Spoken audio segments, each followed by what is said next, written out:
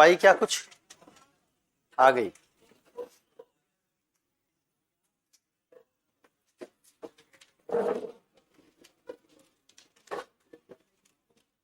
क्या कोई कार्य नैतिक ना अनैतिक हो सकता है? हो सकता है, बताया है पहले भी। ऐसा काम हो सकता है जो ना नैतिक हो ना अनैतिक हो। ऐसे कामों को निर्नैतिक काम कहते हैं, नॉन मॉरल। ऐसे काम कौन से होते हैं? जो फ्री विल से ना किए गए। बिना फ्री विल के किए गए कामों का कोई नैतिक मूल्य नहीं होता, न नैतिकता के संदर्भ में, न अनैतिकता के संदर्भ में। अगर मैं कहूं कि यह कार अच्छी है और कहूं कि यह मनुष्य अच्छा है, तो जब मैं कहता हूं यह मनुष्य अच्छा है तो अच्छा शब्द का नैतिक प्रयोग है। लेकिन जब मैं कहता हूं कि कार अच्छी है तो अच्छा शब्द का निर्नैतिक प्रयोग है, क्योंकि कार अपनी मर्जी से अच्छी नहीं बनती। उसके अच्छा खराब होने में कार की कोई मर्जी नहीं है। तो अच्छा शब्द का प्रयोग दो बार किया मैंने। एक बार मनुष्य के संदर्भ में उसके चरित्र की अच्छाई को लेकर, किसका चरित्र अच्छा है, इंसान अच्छा है, और दूसरी बार किसी कार के संदर्भ में कि कार अच्छी है। जब मैं कहता हूं मनुष्य अच्छा है, चरित्र अच्छा है, इसका मतलब उसने अपना अच्छा चरित्र बनाया, चाहता तो बुरा भी बन सकता था। वहां अच्छा शब्द का प्रयोग नैतिक संदर्भ में हुआ। दूसरी बार जब मैं कहता हूं कि कार अच्छी है, मोबाइल फोन अच्छा है, तो ये अच्छे शब्द का निर्नैतिक प्रयोग है, क्योंकि मोबाइल या कार के अच्छे होने में उनकी अपनी कोई भूमिका नहीं, उनकी संकल्प की स्वतंत्रता नहीं। तो हम कहेंगे कि ये अच्छा शब्द का निर्नैतिक प्रयोग है। क्या भारतीय संविधान में आकारिक नैतिकता की छाप दिखाई पड़ती है? भारतीय संविधान में, उसके फंडामेंटल राइट्स में कुछ जगहों पर आकारिक नैतिकता दिखाई देती है, लेकिन उसी आकारिक नैतिकता को तात्विक बनाने के लिए हम बहुत सारी ऐसी पॉलिसीज लेके आते हैं जो संविधान में लिखी हुई तो नहीं, लेकिन हम मानते हैं कि उन्हीं संवैधानिक उपबंधों को जो आकारिक हैं केवल, उनको तात्विक बनाने की कोशिश करने के लिए गढ़ी गई। संविधान में आपने ये नहीं लिखा है कि आप समानता कैसे लाएंगे। उसमें सिर्फ ये लिखा है कि विधि के समक्ष सब समान हैं, विधियों का समान संरक्षण होगा, तमाम तरह के पद प्रतिष्ठा का बंटवारा जिसमें भेदभाव आप नहीं करेंगे। कुछ ऐसी बातें मोटी तौर पर लिखी। हालांकि बाद में तो आरक्षण का नियम और बाकी चीजें उसमें शामिल हो गई, लेकिन शुरुआती संविधान को अगर आप देखेंगे तो आकारिक ही था।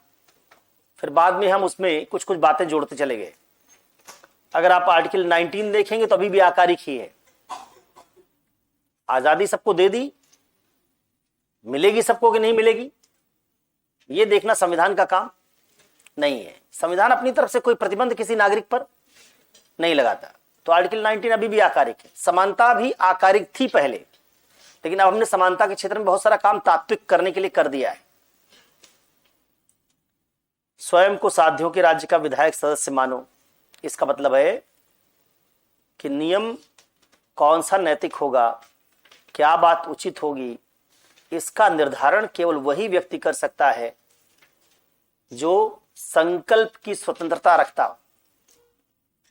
और यहां संकल्प की स्वतंत्रता से मतलब है कि वो खुद को साध्य मानता हो, किसी ऐसे राज्य में रह रहा हो जहां सब साध्य हो, बराबर हो, समान हो, और नियम बनाते समय या नियम को अप्रूव करते समय उसमें विधायक के लिए जो लक्षण होने चाहिए वो सब मौजूद हैं। सामान्य भाषा में कहें तो वो आदमी जिसने नियम को अप्रूव किया है वो किसी भी तरह की ऐसी बाह्य परिस्थिति का शिकार नहीं होना चाहिए जिससे उसके वैध विधायक होने की किसी संभावना पर कोई प्रतिकूल प्रभाव पड़ता हो। वैध विधायक का मतलब क्या है? कल समझाया था इसको कि भारत की संसद अगर कानून बनाए, उसमें बैठे विधायक कानून बनाए, विधायक मतलब जो विधि बनाते हैं, इसके विधायक कानून बनाए, लेकिन वो बाहर से किसी देश से प्रभावित हो, तो उनके बनाए गए कानून वास्तविक कानून नहीं होंगे, क्योंकि पहले से पता था कि एक्सटर्नल प्रेशर में यही कानून संसद बनाने जा रही है। तो कांत मानता है कि आप जब नियम अप्रूव करेंगे तो इस तरह के किसी बाह्य दबाव या आंतरिक दबाव का शिकार आपको नहीं होना चाहिए।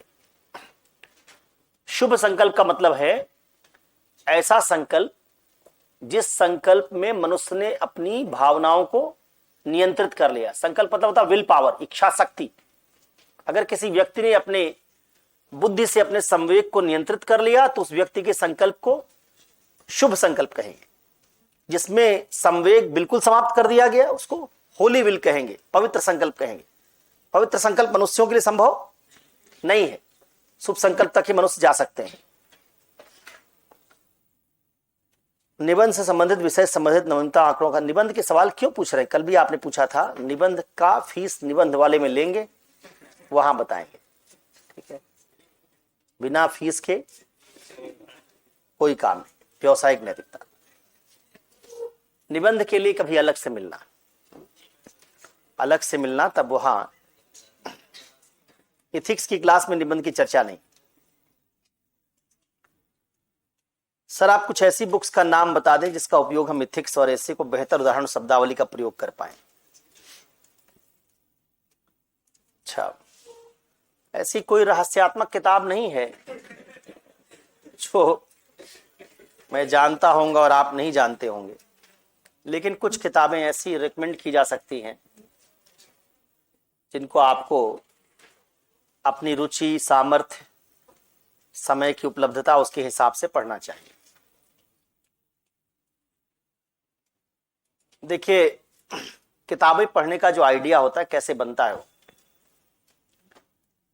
जितने तरह के चीजों से आपका सामना पड़ रहा है या पाला पड़ता है, जितनी चीजें आप फेस कर रहे हैं, उन सब के बारे में आपका ज्ञान हो, और फिर सिविल सेवा देने जा रहे हैं उसको लेकर भी आपकी एक समझ हो। दो मांगों के अनुसार आप किताब पढ़ते हैं। अब जैसे मान लीजिए हमारे देश में एक राजनीतिक प्रणाली है, उस राजनीतिक प्रणाली में लोकतंत्र है और लोकतंत्र के साथ साथ हमारे देश में तमाम तरह की लोकतंत्र को लेकर समस्याएं हैं, जिनकी अगर हमारी समझ बेहतर हो जाए तो अपने पॉलिटिकल सिस्टम को, उसकी कमियों को, डेमोक्रेसी के पैराडॉक्सेस को, उनको सॉल्व करने के तरीकों को, उन सब पर हम एक मोटा ज्ञान रख पाए। इसके दो लेखक अच्छे हैं भारत में जिन्होंने पॉलिटिकल सिस्टम, राजनीति, इन सब पर अच्छा लिखा है। लेखक तो बहुत सारे अच्छे हैं, लेकिन दो मैं पर्सनली सजेस्ट कर रहा हूं। इनमें से किसी किताब आप पढ़ सकते हैं, किसी एक की। एक है रजनी कोठारी और दूसरे है राजीव भार्गव। रजनी कोठारी, राजीव भार्गव में से जिनकी किताब हिंदी में उपलब्ध हो पॉलिटिकल सिस्टम पर, आप पढ़ लीजिए।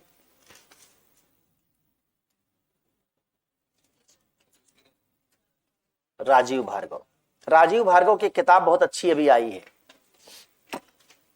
Hope and despair. वो अभी आई है, मुश्किल से 2-4 महीना हुआ होगा। Hope and despair, 100 ethical questions, Rajeev Bhargava किताब है। शायद ब्लूम्सबेरी से पब्लिश हुई है, जहां तक मुझे याद आ रहा है। आप देख सकते हैं इसको।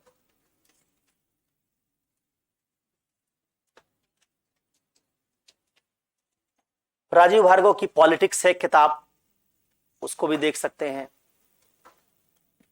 हिंदी में राजनीतिक सिद्धांत नाम से किताब आती है। राजीव भार्गव वो लेखक हैं, जैसे आप होप एंड डिस्पेयर पढ़ेंगे, या पढ़ेंगे नहीं केवल देखेंगे भी,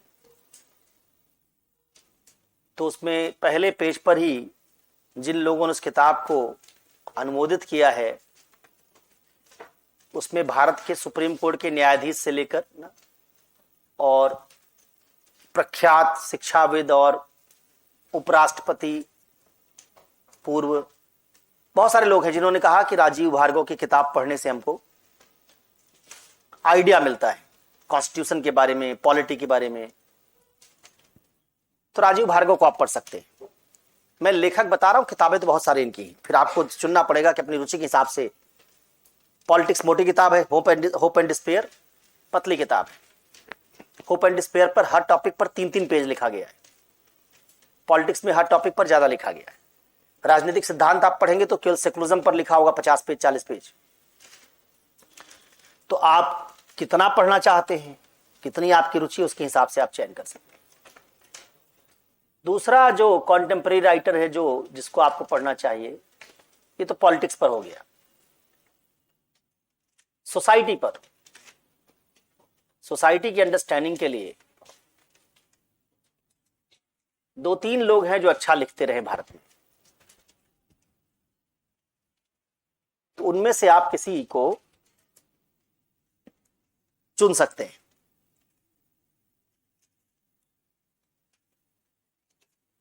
जैसे योगेंद्र सिंह, किताब का नाम मुझे भूल जाता है, योगेंद्र सिंह की कोई किताब है, जेएनयू में सोशियोलॉजी पढ़ाते थे, सोशियोलॉजी के प्रोफेसर थे, प्रोफेसर इमेरिटस भी हैं। इनकी सोशियोलॉजी पर किताब है, भारतीय समाज पर, नाम मुझे याद नहीं आ रहा। 3 बड़े लोग हैं इसमें, श्यामा दुबे है, योगेंद्र सिंह हैं। इनमें से किसी एक की किताब आप पढ़ सकते हैं।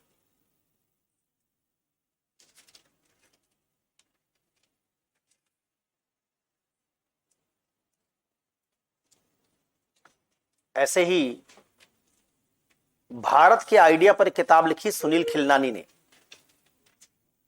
आइडिया ऑफ इंडिया नाम से। तो भी सोसाइटी की किताब बन सकती है। सोसाइटी की डाइवर्सिटी, उसके आइडिया, किस आइडिया पर भारत खड़ा हुआ है। हिंदी में शायद ही भारतनामा के नाम से आती है, उसको आप देख सकते हैं।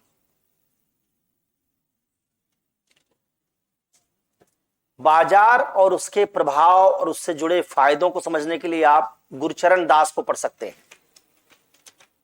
इकोनॉमी में उदारवाद और उससे जुड़ी डिबेट्स को समझने के लिए आप गुरचरण दास को पढ़ सकते हैं।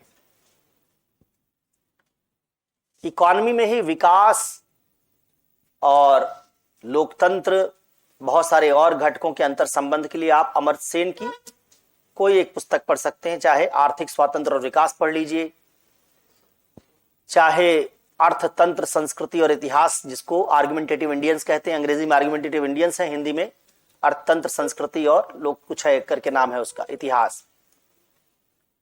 कोई एक किताब अमर्त्य सेन की पढ़ लीजिए। कोई जरूरी नहीं पूरी किताब पढ़ी जाए। आप कई बार किताब में प्राकथन पढ़ते हैं, उसकी भूमिका पढ़ते हैं, फिर अपनी समझ के हिसाब से आप बना लेते हैं कि एक मोटी समझ हमारी बन रही, फिर उसके चैप्टर्स के भीतर जाकर कुछ कुछ बात देख लेते हैं। क्योंकि आप सब किताबें पढ़ पाएंगे इसमें डाउट है।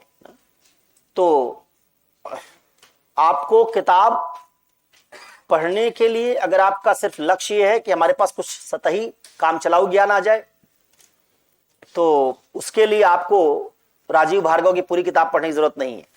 आप होप एंड डिस्पेयर लेंगे तो आप 20-25 उन प्रॉब्लम्स को पढ़ लीजिए जिनको आप समझते हैं कि आपके लिए काम की। बाकी 75 प्रॉब्लम्स को छोड़ दीजिए, एकेडमिक इंपॉर्टेंस की। ईपीडब्ल्यू का हिंदी आता है क्वार्टरली साइड। जब वो एक पूरा क्वार्टर पूरा कर लेती है मैगजीन, 3 महीने जब पूरा हो जाता है, साप्ताहिक पत्रिका है ईपीडब्ल्यू, इकोनॉमिक पॉलिटिकल वीकली नाम से आती। भारत के सारे विद्वान लोग इसमें लिखते हैं, इसमें लेख छपना बड़े गर्व की बात मानी जाती है। उस ईपीडब्ल्यू के महत्वपूर्ण आर्टिकल्स का कलेक्शन छपता है हर 3 महीने बाद, हिंदी में अनुवाद होके। उसमें पूरी ईपीडब्ल्यू नहीं होती, इंपॉर्टेंट आर्टिकल्स निकाले जाते हैं। उसको अगर आप पढ़ें तो आप यूपीएससी के मुख्य परीक्षा के 20% सवाल वहीं से हल कर सकते हैं। क्योंकि जितना भी पॉलिटिकल क्षेत्र में और इकोनॉमिक क्षेत्र में डेवलपमेंट होता है, वो सब एक क्वार्टर में जितने लेख आए होते हैं उनका हिंदी अनुवाद आप वहां से पढ़ लेंगे और सबसे ऑथेंटिक तरीके से पढ़ लेंगे। शशि थरूर को बताया था एक आध किताब पढ़ लीजिए, उससे इतिहास, कल्चर, इन सब का गठजोड़ कैसे बना है, पॉलिटिक्स का। थरूर की कई किताब है, जैसे एयर ऑफ डार्कनेस मुझे पसंद है, मैंने पढ़ा, ठीक लगी। तो आप उसका अनुवाद भी आया है अब, तो उसको पढ़ सकते हैं।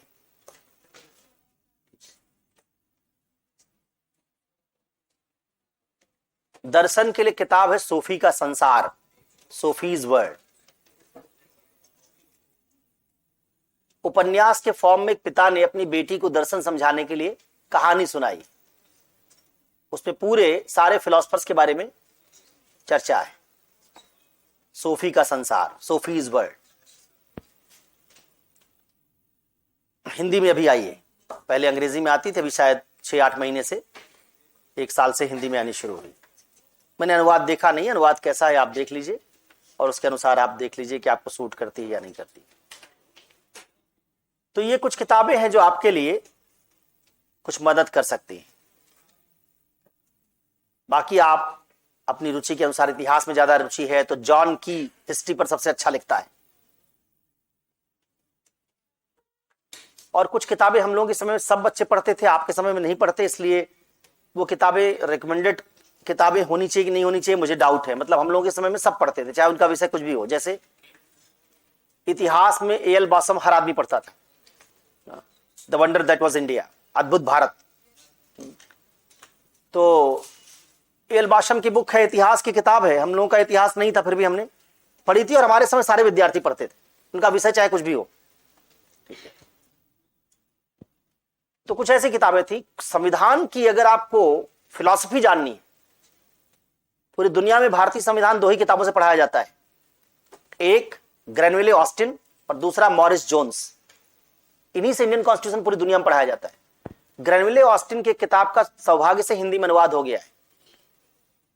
किताब का नाम है भारतीय संविधान, राष्ट्र की आधारशिला, Indian constitution corner stone of a nation. संविधान की फिलॉसफी और उसकी डिबेट्स पर किताब है। तो कुछ किताबें मैंने आपको बता दी, इनमें से आप जो देख पाए आप देखिएगा। ठीक है, भारतीय संविधान, राष्ट्र की आधारशिला, ग्रेनविले ऑस्टिन। ग्रेनविले ऑस्टिन। पॉलिटी में इसका नाम नहीं सुना क्या? पॉलिटी खत्म हो गई?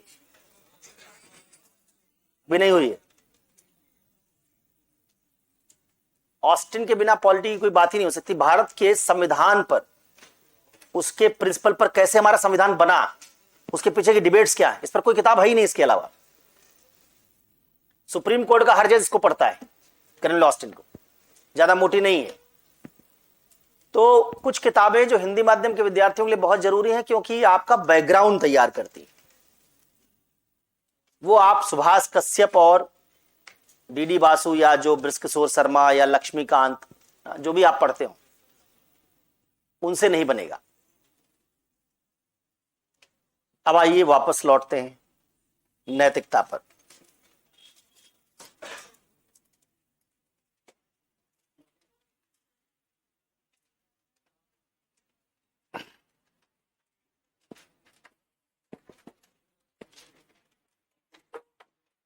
किताबों में ध्यान रखा कीजिए, हमेशा कुछ ना कुछ नई किताब छपती रहती है।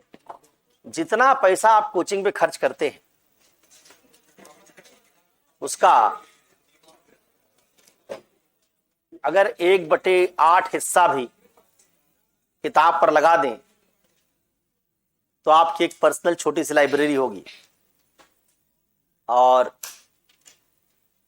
जो मैंने कहा कि पूरी किताब पढ़ना जरूरी नहीं है। कई बार किताब का 10 पेज 20 पेज, इसमें मैंने लिटरेचर नहीं बताया। लिटरेचर में आपका बहुत लोगों का विषय ही लिटरेचर हो गया है, तो इसलिए लिटरेचर पर चर्चा नहीं की है। तो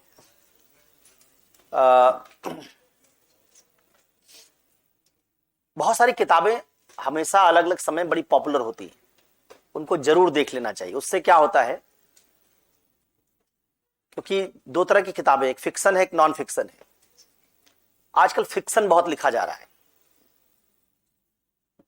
हम लोग जिस समय में थे उस समय जोर था सामाजिक बदलाव का। ज्यादातर किताबें समाज की समस्या और समाज को बदलने पर लिखी जाती थी, क्योंकि 90-91 तक भारत में समाजवाद का दबदबा था। जब समाजवाद का दबदबा था, मार्क्सवाद का हमारे एकेडमिया पर इन्फ्लुएंस था, हमारे इतिहास पर मार्क्सवादी दृष्टिकोण हावी था, समझने पर मार्क्सवादी दृष्टिकोण हावी था, तो हमारी पढ़ाई लिखाई का हिस्सा सामाजिक बदलाव पर प्रेरित था। इसलिए उसी तरह की किताबें छपती थी, उसी तरह के साहित्य लिखा जाता था। तो जिन लोगों ने साहित्य पढ़ा है, निराला में भी देखोगे कि वो राम की शक्ति पूजा से निराला कहां सीधे पहुंचते हैं और गुलाब और उस पर कविता लिखने लगते हैं। वह तोड़ती पत्थर इलाहाबाद के पथ पर, सीधे मार्क्सवाद में ट्रांसफॉर्मेशन होता है। तो दौर था ऐसा कि जिसमें आप मार्क्सवाद पर अगर नहीं लिखते, उसके साथ अपने साहित्य को नहीं मिलाते, तो आपको सीरियस साहित्यकार माना ही नहीं जाएगा, सीरियस लेखक माना ही नहीं जाएगा। अभी जो आपका दौर है, उस दौर में दुनिया कल्पनाशीलता की ओर जा रही है। जैसे देखो एआई, आजकल ट्रेंड चला है, हर रोज अखबार खोलोगे, आज ही आनंद महिंद्रा ने ट्वीट किया कि एक बच्ची बूढ़ी बन रही है एआई से। किसी ने उनको भेजा वीडियो, 20-25 सेकंड का वीडियो है कि एक लड़की को लिया एआई से, उसकी एजिंग दिखा रहे हैं, उसी का चेहरा कैसे बदल रहा है और 5 बरस से 95 बरस की कैसी बन रही है। ये जो एज है, जिसको युवाल नोआ हरारी ने कहा होमोडुअस में, कि हम एल्गोरिदम की एज की ओर जा रहे हैं, एंथ्रोपसीन एज को पार कर रहे हैं। 2 टर्म उसने किए, इस्तेमाल किए, एंथ्रोपसीन एज, और अब हम एल्गोरिदम की एज में जा रहे हैं। एल्गोरिदम की एज में सब कुछ कल्पना पर खड़ा होगा, गणना पर खड़ा होगा, क्वांटिफिकेशन पर खड़ा होगा।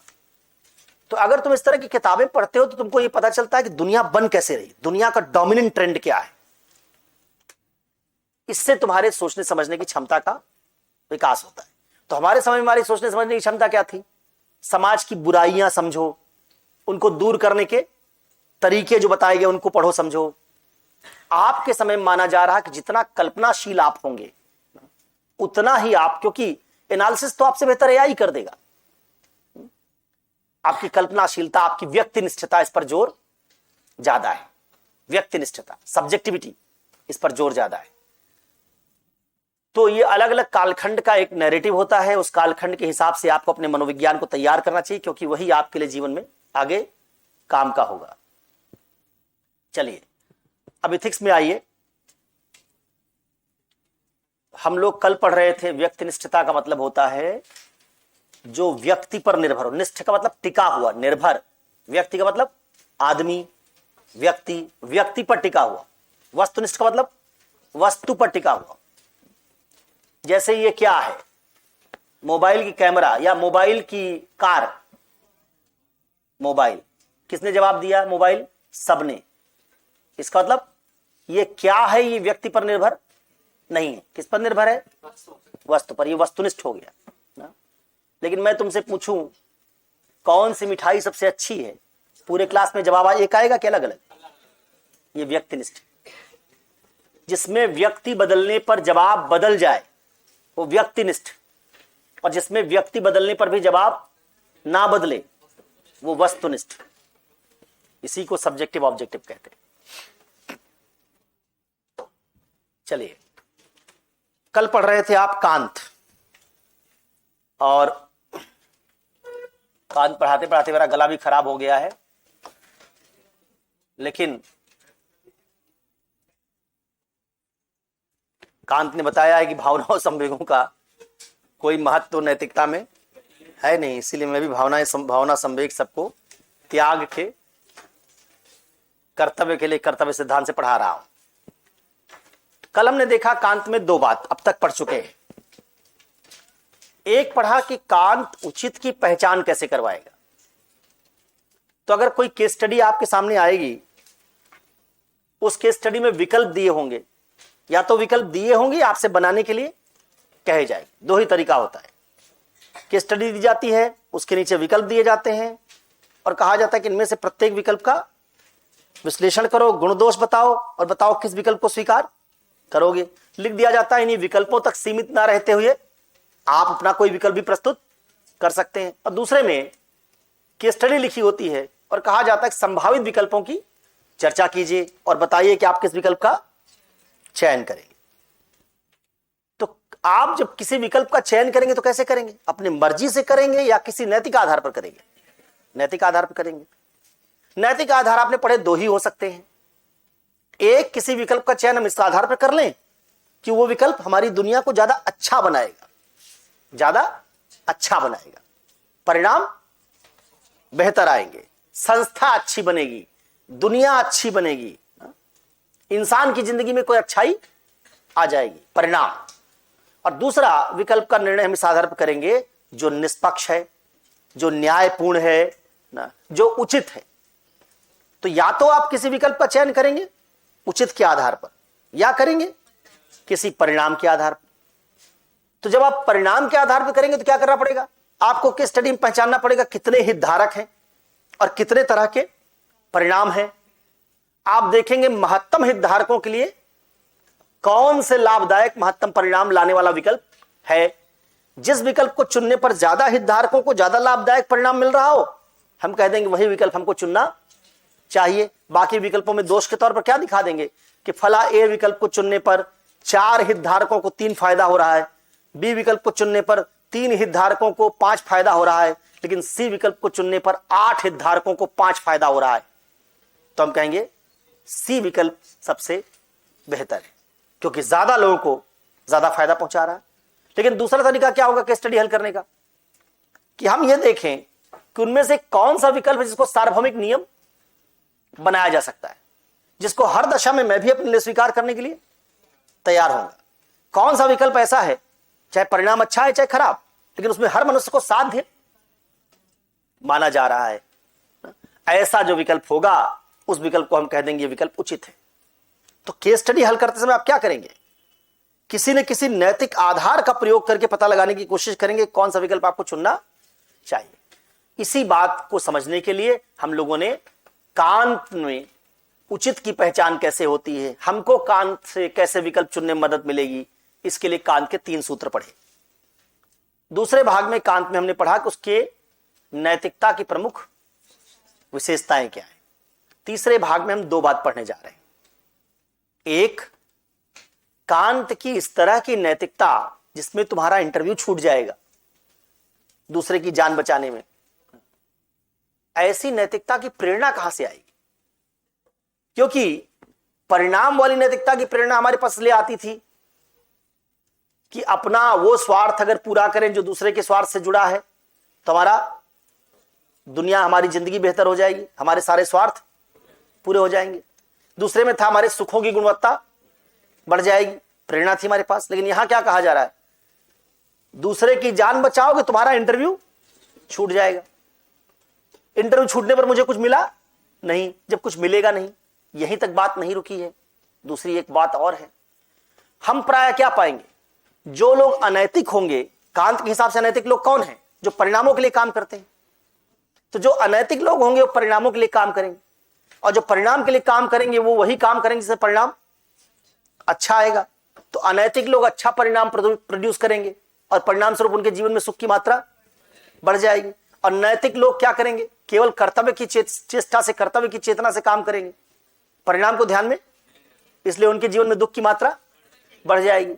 जब हम नैतिक लोगों को दुख भोगते देखेंगे और अनैतिक लोगों को मजा लेते देखेंगे, सुख भोगते देखेंगे, तो हमको इस सवाल का जवाब नहीं मिलेगा कि जब अनैतिक होने पर मजा है और नैतिक होने पर कष्ट है तो मैं नैतिक क्यों बनूं। इस सवाल का कांत को जवाब देना पड़ेगा। क्योंकि आप अगर दुनिया में नैतिकता लाना चाहते हैं, नियमों वाली, उचित वाली, तो ऐसे तो नहीं आएगी कि आप किसी को पढ़ा देंगे और नैतिकता आ जाएगी। नैतिकता आती है नैतिक प्रेरणा से। इसीलिए मिल ने समझाया कि आप मानसिक सुखों की तरफ जाइए, आप फंसे हैं शारीरिक सुखों में, आपको टेस्ट ही नहीं बना है मानसिक सुख का। और उसने कहा कि देखिए, कोई आदमी सुअर बनना नहीं चाहेगा मनुष्य से। मनुष्य और सुअर में क्या अंतर है कि मनुष्य के पास मानसिक सुख है, सुअर के पास। उसने कहा कि ऐसे ही अगर आप एक बार सुकरात वाले जीवन तक जाएंगे तो आप पाएंगे फिर वापस आप सामान्य मनुष्य बनना नहीं चाहेंगे। तो उसने एक आइडिया रखा, उसने दिखाया भी, उसके तर्क से हम लोगों ने दिखाया कि गौतम बुद्ध ने एक बार उस तरह का जीवन भोगा मानसिक सुख वाला तो वापस लौटकर नहीं आए। गांधी ने एक बार उस तरह का जीवन भोगा तो वापस लौटकर, तमाम तर्क को साबित किया कि उसकी प्रेरणा आप में बन सकती है। महापुरुषों के जीवन से, तमाम ऐसे लोगों के उदाहरण से जो लोग मानसिक सुख और शारीरिक सुख दोनों भोग लेते हैं, उसके बावजूद वो मानसिक सुख का चयन करते हैं। उसमें तुम्हारे पास उत्तर मिल गया था। कांत में उसकी नैतिकता के पालन की प्रेरणा कहां से आएगी, इसका उत्तर कहां से मिलेगा। तो कांत में एक भाग में हमको ये पढ़ना है आज, और देखना है कि सिविल सेवकों के संदर्भ में भी जब हम कहते हैं कि उनको कर्तव्य के लिए कर्तव्य का पालन करना चाहिए, भले परिणाम अच्छा है या खराब, तो क्या कांत जो प्रेरणा का तरीका बताएगा, क्या उससे सिविल सेवकों में प्रेरणा पैदा की जा सकेगी? हम देखेंगे कि जो कांत तरीका बताएगा उससे सिविल सेवकों में प्रेरणा पैदा नहीं की जा सकेगी, क्योंकि आज सिविल सेवक काम करते हैं सेकुलर स्टेट के लिए, और कांत की प्रेरणा का स्रोत सेकुलर नहीं, नॉन सेकुलर आइडिया है। तो नॉन सेकुलर आइडिया जो आज वाला है कांत का है, वो सेकुलर राज्य में काम, तो फिर हम उसकी प्रेरणा जो कांत में नॉन सेकुलर आइडिया से पैदा हो रही थी, उसको सेकुलर राज्य में कैसे ले आए? इस सवाल का हमको जवाब ढूंढना पड़ेगा। और अंत में फिर हम देखेंगे इसको समझने के बाद कि कांत और गीता दोनों दर्शनों में किस तरह की समानता है, और इसी से फिर हम चले जाएंगे कांत की आलोचना पर।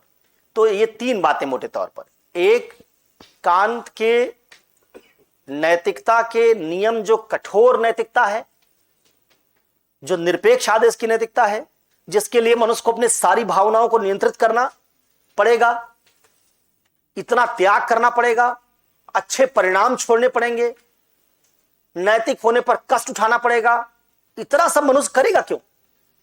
इस सवाल का जवाब फिर कांत और गीता की तुलना और फिर कांत की आलोचना। पहले बात से हम लोग पहले बात से पढ़ाई शुरू करने जा रहे हैं कि मैं नैतिक क्यों बनूं?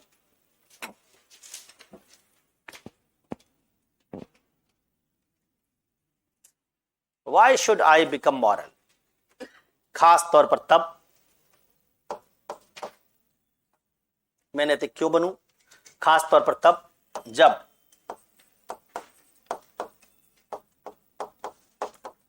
अनैतिकता से लाभकारी परिणाम आएंगे। नंबर एक, ए, बी,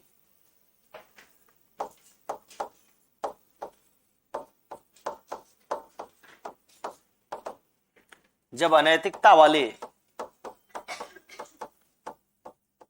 जीवन में संन्यास जैसे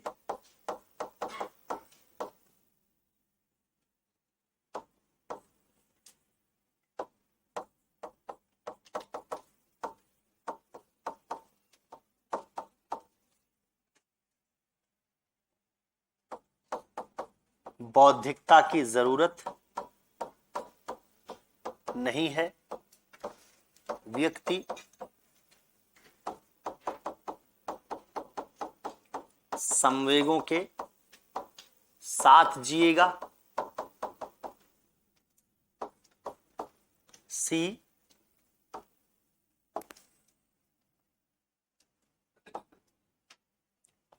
नैतिकता में जाओगे तो क्या करना पड़ेगा? भावनाओं को नियंत्रित करना पड़ेगा, बुद्धि से भावना पर नियंत्रण। और अनैतिकता में क्या होगा? ऐसा कोई नियंत्रण करने की जरूरत नहीं है।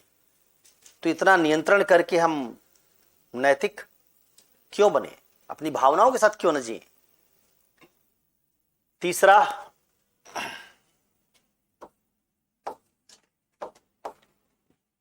क्या गारंटी है कि एक व्यक्ति ऐसी नैतिक परिपक्वता एक जीवन में हासिल कर लेगा,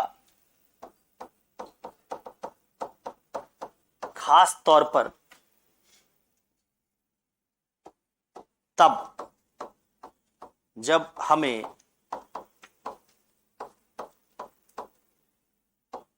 अपने जीवन अवधि का ज्ञान नहीं है।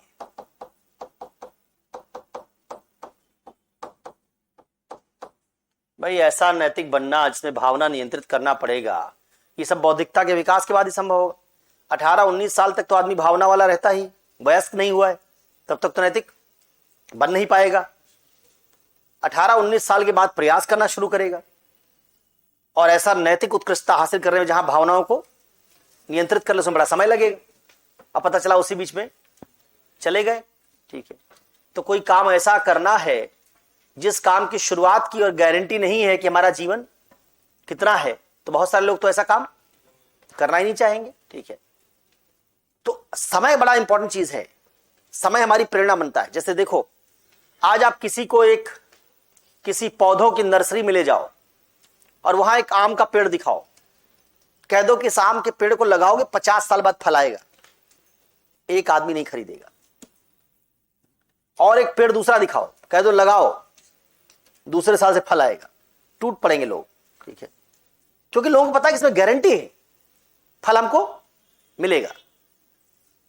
आप अगर ये कहेंगे कि लगाओ अगली जनरेशन फल खाएगी, कोई इस पेड़ को नहीं खरीदेगा।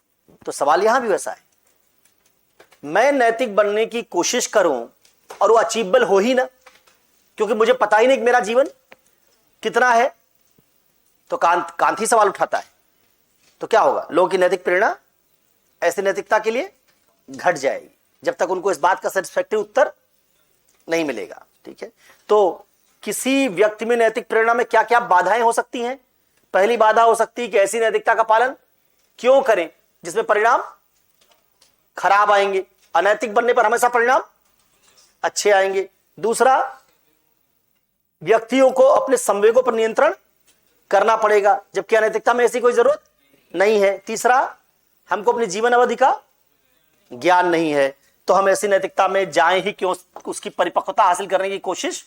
भारत में भी जब बताया गया कि ऐसी नैतिकता में आदमी परिपक्व होता है संन्यास में, तो क्या किया गया, जिंदगी बनाएगी 100 साल की, चाहे जीता कोई ना रहा हो 100 साल, लेकिन बनाया पहले।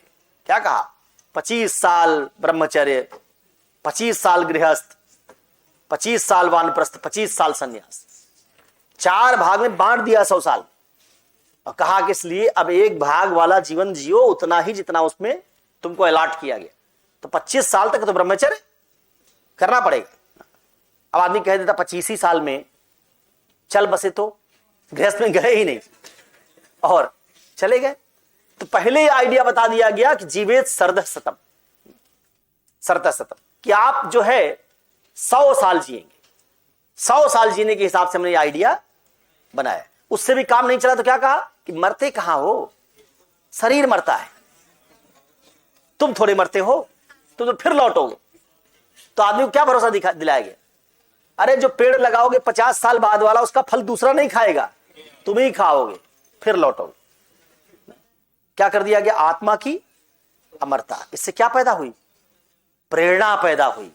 ठीक है, प्रेरणा पैदा हुई कि इस जीवन में नहीं तो अगले जीवन में, ठीक है, उसमें नहीं तो इस तरह की बात कांत को भी समझानी पड़ेगी। तो तुमको जो लगता है कि आत्मा की अमरता का विचार भारत में ऐसे रहा, ऐसे नहीं रहा। जो भी आइडिया नैतिकता को भविष्य से जोड़ेगा, उसकी प्रेरणा मनुष्यों में कम हो जाएगी। वर्तमान में फायदा दिलवाने वाली चीजों में प्रेरणा ज्यादा होती। तो उसका एक ही तरीका है कि जीवन को कभी खत्म ही मत करो। कभी खत्म ही नहीं करोगे तो वर्तमान का तुम्हारे जो दायरा है बहुत बड़ा हो जाएगा। जैसे लोग क्या करते हैं, मानते हैं कि हमारी ही जिंदगी अभी है, 25 साल बाद तो निवेश करते हैं, म्यूचुअल फंड में कर देंगे, LIC की पॉलिसी खरीद लेंगे। लेकिन उनसे कहो कि 70 साल बाद एक पॉलिसी मैच्योर होगी, मिलेगी, खरीद लो, एक भी आदमी नहीं खरीदेगा। तो वो उतना ही काम करना चाहते हैं जितना उनको अपनी लाइफ का अवधि दिखाई देती। इसको कैसे ट्रांसलेट करोगे, कांट के सामने चुनौती। और चौथी बात, जब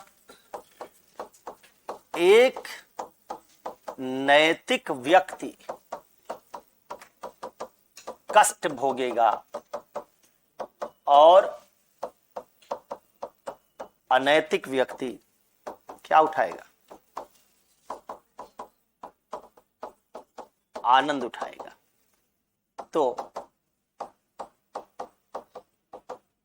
नैतिक क्यों बने, कहते हैं ना, आदमी को इससे पीड़ा नहीं है कि हमारा क्या हुआ, पीड़ा इससे है कि उसका क्या हुआ। तो हम दूसरे को देखते हैं, दूसरा अगर आनंद उठाएगा तो हमसे बर्दाश्त नहीं होगा। ठीक है, हमको पीड़ा दे दो, कोई बात नहीं, लेकिन दूसरे को मजा मिल रहा है, ये बात नहीं चल सकती। और यही इसी का उल्टा किधर हो जाएगा, इसी का उल्टा हो जाएगा नैतिकता में, सारी बातें से उल्टी हो जाएगी। नैतिकता से क्या होगा, नैतिकता से जीवन कैसा हो जाएगा, शुष्क, कैसा हो जाएगा, आनंद विहीन।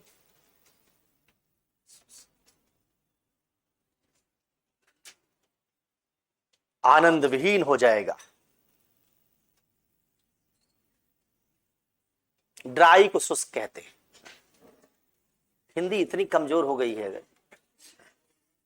कई बार जो शब्द मैं बड़े कॉन्फिडेंस के साथ बोल देता हूं, उसको सुनने के बाद पूरे क्लास में ऐसा भाव दिखाई देता चेहरे पे कि एटम बम गिरा दिया है। हिंदी एक डिक्शनरी खरीद लो एक। तो उसका मतलब ड्राई, ड्राई का मतलब होता है इसमें सुख नहीं है। भारत में एक दर्शन है, न्याय दर्शन, सुना है ना? सुना नहीं होगा, रटा जरूर होगा कि न्याय दर्शन के प्रवर्तक गौतम हैं, इतना जरूर रटा होगा। सांख्य कपिल हैं, ठीक है, ऐसे रटा है ना? तो वही न्याय दर्शन जिसके प्रवर्तक गौतम है। न्याय का मतलब क्या होता है? कि न्याय जो भारत में आइडिया शब्द इस्तेमाल किया जाता है, इसका मतलब क्या होता है? व्हाट डू मीन बाय न्याय? ये हालत है, अज्ञानता का अंधकार उसी तरह चारों ओर घेर चुका है। जैसे वो शक्तिमान आता था एक सीरियल, उसमें कौन था अंधकार का देवता था, क्या? हाँ, कुछ था ऐसे नाम उसका, अंधेरा कायम रहेगा नारा लगाता था। हाँ? वैसे ही न्याय का मतलब होता है लॉजिक। लॉजिक, न्याय का मतलब जस्टिस नहीं होता, न्याय का मतलब लॉजिक होता है। और लॉजिक का मतलब होता है इन्फरेंस, अनुमान। मतलब जो चीज प्रत्यक्ष से हमको नहीं दिखाई देती उसी के लिए हम तर्क करते हैं। अगर कोई चीज प्रत्यक्ष से दिखाई दे रही तो उसके लिए तर्क करने की जरूरत नहीं। तो न्याय शब्द बना है लॉजिक से, और लॉजिक शब्द बना है अनुमान से। अनुमान, भारत में माना गया कि मनुष्य के ज्ञान का एक बहुत बड़ा स्रोत अनुमान है।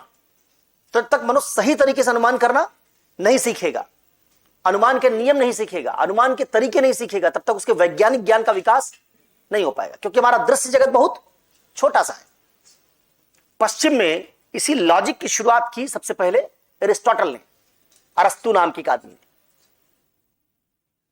जिसको तुम सिलोजिज्म कहते हो, उसी अरस्तु का बनाया हुआ लॉजिक है, जिससे सी सेट में अभी भी सवाल पूछा जा रहा है। आज से 2300 साल पहले एक दार्शनिक ने सिलोजिज्म का आविष्कार किया, और 2300 साल बाद हम आज के सबसे मेधावी बच्चों की सी सेट में योग्यता जांचने के लिए उसके 2300 साल पहले बनाए गए आइडियाज उनको टेस्ट कर रहे हैं। समझ लो कितना महान आदमी रहा होगा, जिसमें तुम 2300 साल बाद भी फेल हो जा रहे हो। उसका नियम उसने गढ़ा था। तो ये छोटे मोटे लोग नहीं थे। भारत में उस अरस्तु से भी 700 साल पहले, 600 साल पहले करीब, न्याय नाम के दर्शन ने अनुमान के सिद्धांत गढ़ने शुरू कर दिए थे। कम से कम 5 साल तो मान ही लो। ईसा से 800 साल पहले न्याय दर्शन के ट्रेसेस मिलने शुरू हो जाते हैं, और ईसा से 500 साल पहले के आसपास तक न्याय दर्शन बुद्ध के समय तक बिल्कुल पॉपुलर हो चुका था। तो न्याय दर्शन एक दर्शन, इसमें भारतीयों ने लॉजिक के सिद्धांत ढूंढे थे। और जब भारत का न्याय पढ़ोगे तुम, अरस्तु केवल 3 वाक्यों से अनुमान की प्रक्रिया सिखाता है इनडायरेक्ट लॉजिक में। भारत में 3 से भी है, 5 से भी है, 7 से भी है, 9 से भी है, 11 से भी है। अरस्तु का न्याय वाक्य केवल वर्बलिस्टिक है। भारत में वर्बलिस्टिक नॉन वर्बलिस्टिक दोनों है। उसका जो लॉजिक है अरस्तु का, वो केवल फॉर्मल है। भारत का लॉजिक कहते हैं फॉर्मल और फैक्चुअल दोनों है। तो बड़ा रिच एक ट्रेडिशन था, उसी को न्याय दर्शन कहते हैं। न्याय दर्शन का जिक्र मैंने इसलिए किया क्योंकि शुष्क शब्द आप नहीं समझ पा रहे थे। इस न्याय दर्शन ने लॉजिक को इतना महत्व दिया, तर्क को इतना महत्व दिया जैसे कान दे रहा है। किसने इंसान की जिंदगी से सुख को गायब कर दिया। जब तर्क को ज्यादा महत्व दोगे, तर्क में कोई आनंद तो होता नहीं, तर्क तो आनंद न्यूट्रल होता है। तो जब न्याय ने अपना मोक्ष का विचार गढ़ा, भारत में मोक्ष नाम का एक आइडिया है, और ज्यादातर दर्शनों ने मोक्ष का विचार कैसा बनाया है? ब्लिसफुल स्टेट, आनंद की अवस्था है। मोक्ष मिलने का मतलब दुखों का अंत। न्याय ने जब अपने मोक्ष का आइडिया बनाया तो कहा कि उसमें कुछ नहीं होता, ना सुख ना दुख, कुछ भी नहीं होता, एकदम ड्राई स्टेट की तरह बनाया। तो लोगों ने न्याय का मजाक उड़ाया। एक विचारक ने, दार्शनिक ने यहां तक कह दिया कि न्याय का मोक्ष पाने से अच्छा है कि वृंदावन में सीआर बन जाएंगे, कम से कम गली गली घूम के कृष्ण की रासलीला तो देखेंगे। ठीक है, ऐसा न्याय का मोक्ष कौन हासिल करेगा? तो भारत में न्याय एक संप्रदाय के तौर पर इसलिए ज्यादा पॉपुलर नहीं हो पाया।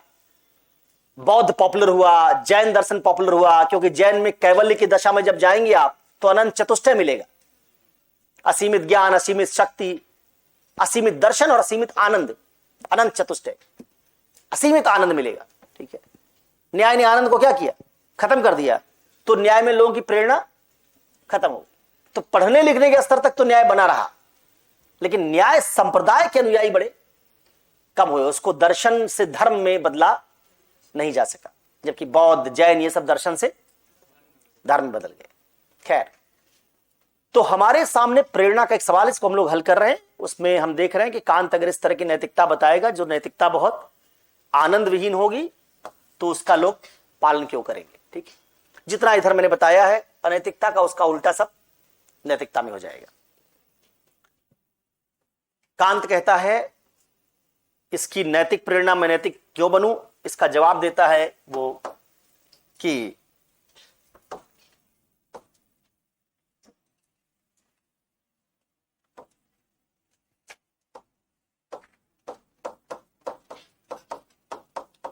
नैतिक प्रेरणा का स्रोत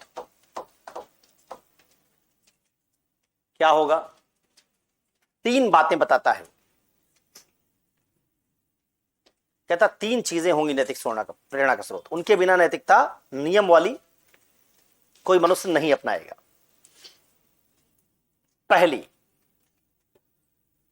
कहता है कि जरूरत है एक निष्पक्ष न्यायाधीश की। निष्पक्ष न्यायाधीश की पूर्व मान्यता।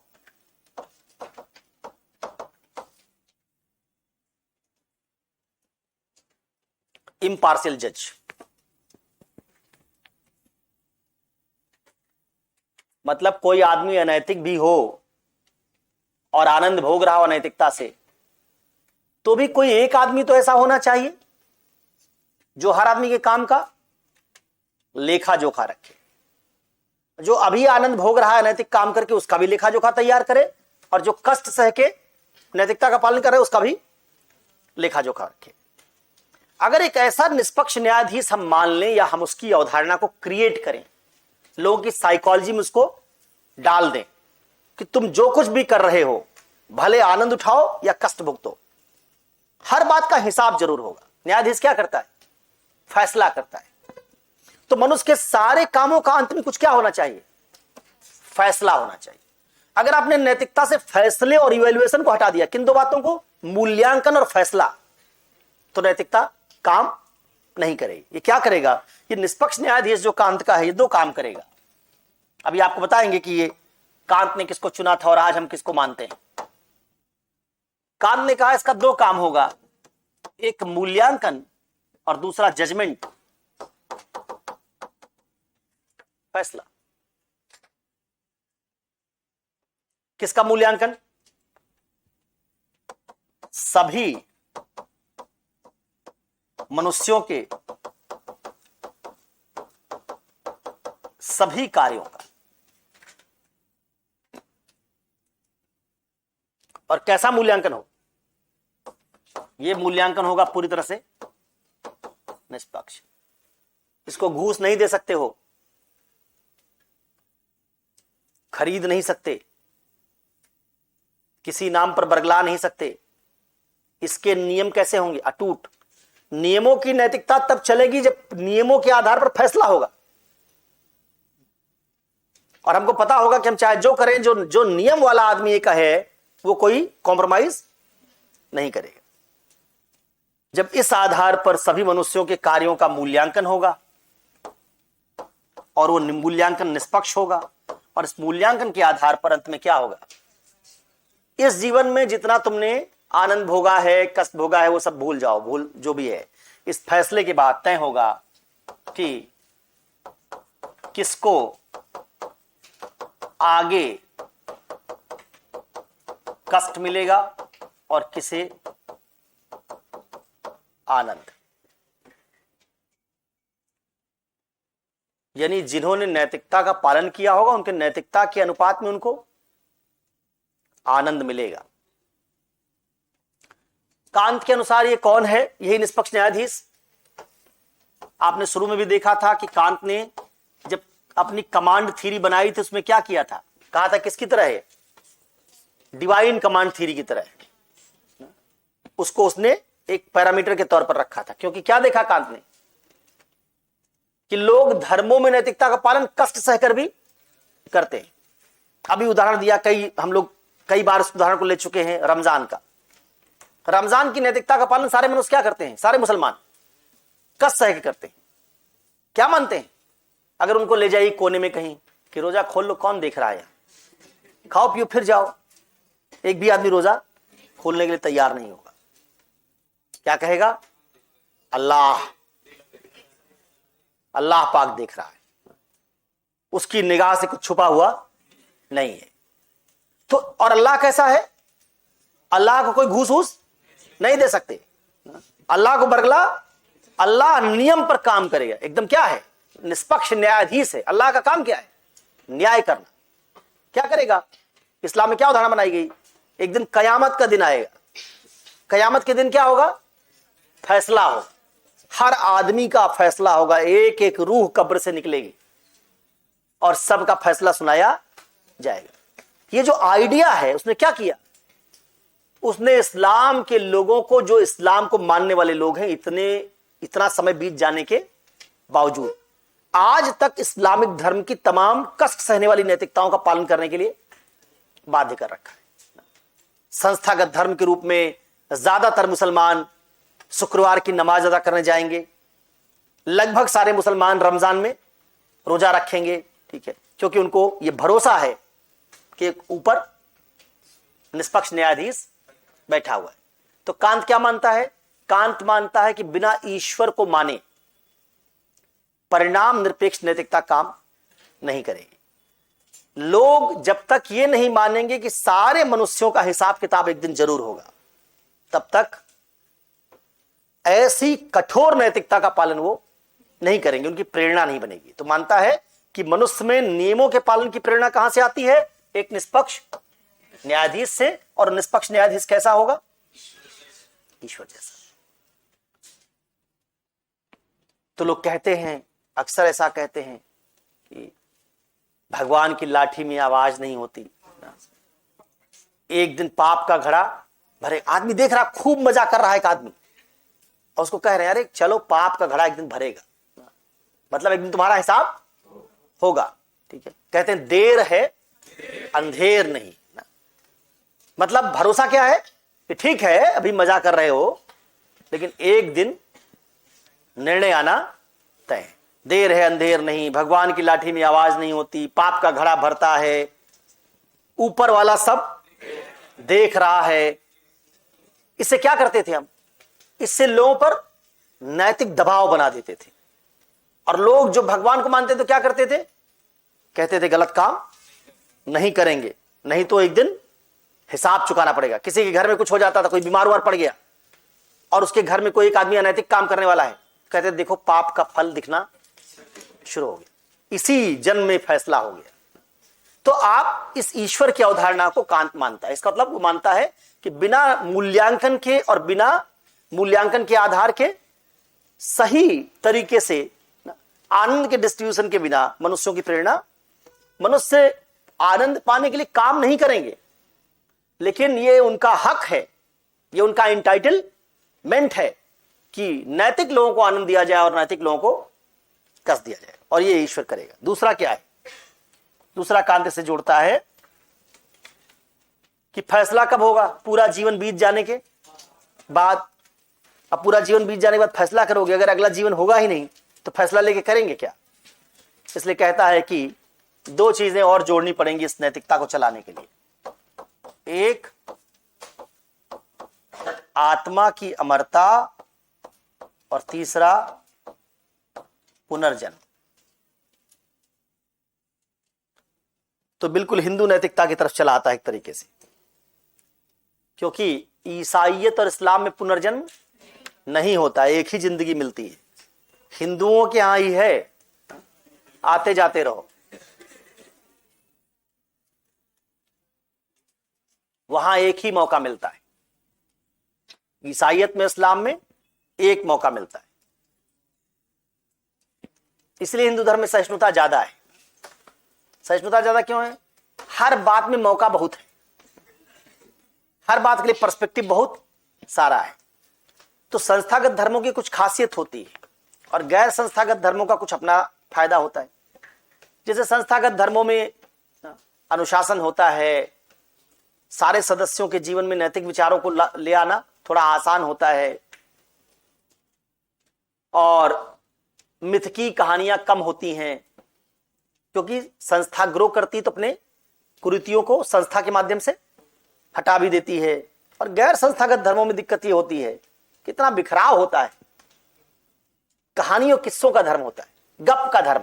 ठीक है, इतनी कहानियां हैं, कहीं भस्मासुर की कहानी है, शंकर की दर्जनों कहानियां हैं। शिव पुराण में केवल शंकर की कहानी, विष्णु पुराण में केवल विष्णु की कहानी। हर देवता की अपनी कहानी का लोक है, धर्म ही कहानी का है। तो क्या है, इसलिए इसमें इंटरप्रिटेशन के बहुत सारे अवसर हैं। तो इससे नुकसान क्या होता है? धर्म की कोई एक व्याख्या होती नहीं। धर्म की कोई एक व्याख्या नहीं होती तो कुरीतियां कभी खत्म हो ही नहीं पाती, क्योंकि आप एक व्याख्या से कुरीत बताएंगे, दूसरी व्याख्या से उसको क्या कर देंगे, वो नैतिक बता देंगे। इसलिए इसमें कोई एक ऐसा आदमी नहीं होता जिसकी अथॉरिटी बन जाए। ईसाई धर्म में बिशप है, पोप है, तो पूरी दुनिया का पोप हो जाता है कई बार। यहां ऐसी अथॉरिटी किसी के पास नहीं होती, तो ये इसके नुकसान होते। खैर, अब अगर वापस लौटे तो ये फैसला, आत्मा की अमरता और पुनर्जन्म, कांत मानता है कि तीन चीजों को जोड़कर क्या करेंगे हम। एक तो जीवन आपका लंबा कर दिया हमने, पुनर्जन्म का मतलब इसी जीवन में सब कुछ खत्म, तो अगले जीवन में आपको आना पड़ेगा, तो उस जीवन में आनंद का बंटवारा होगा, आनंद बढ़ जाएगा आपका।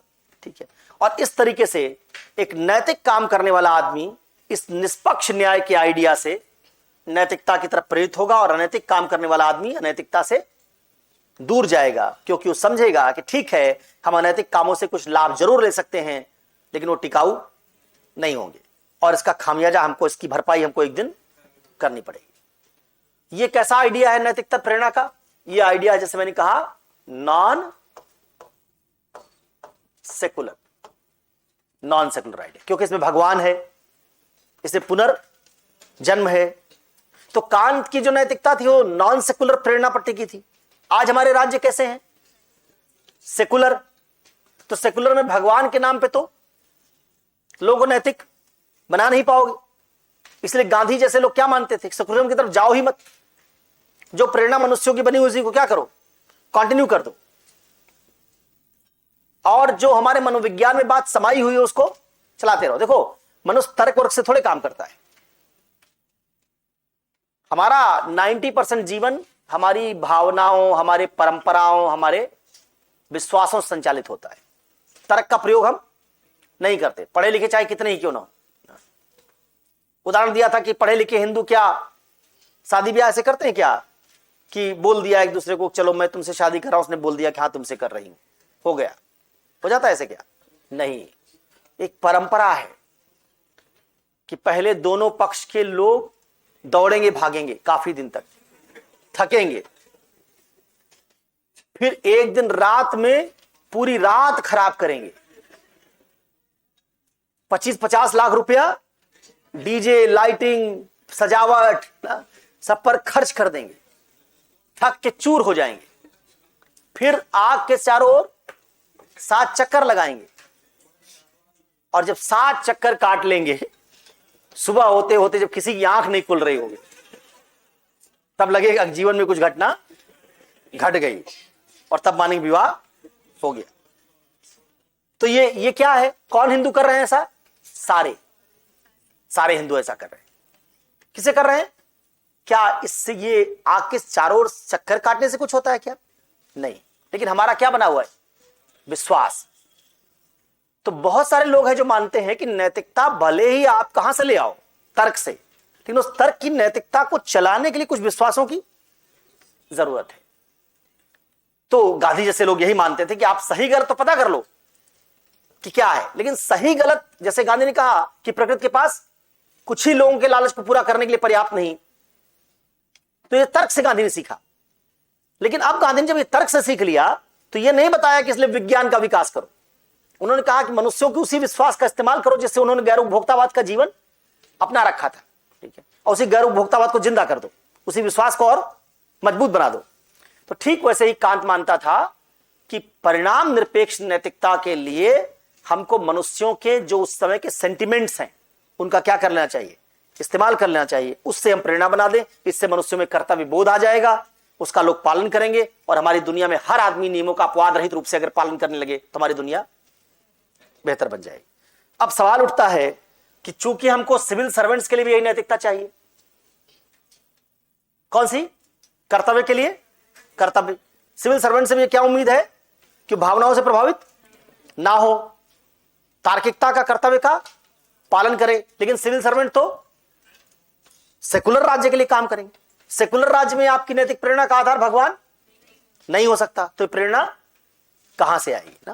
तो इसका मतलब हम इसी को अगर क्या पता कर लें कि यही इसका सेकुलर मॉडल क्या होगा, और सेकुलर मॉडल में भी 2 चीजें हमको ले आनी पड़ेंगी। क्या ले आना पड़ेगा? एक मूल्यांकन, और दूसरा मूल्यांकन के आधार पर ना वितरण।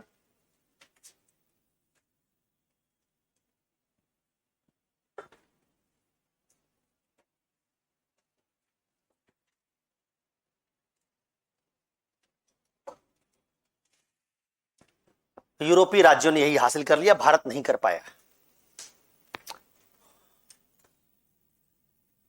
इसका सेकुलर मॉडल क्या होगा? किसका? कांत की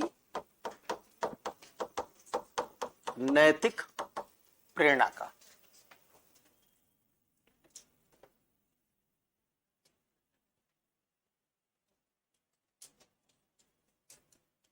इसी नैतिक प्रेरणा का जो मॉडल बना यूरोप में,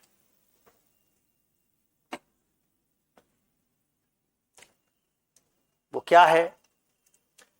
ये यूरोपीय मॉडल है कौन?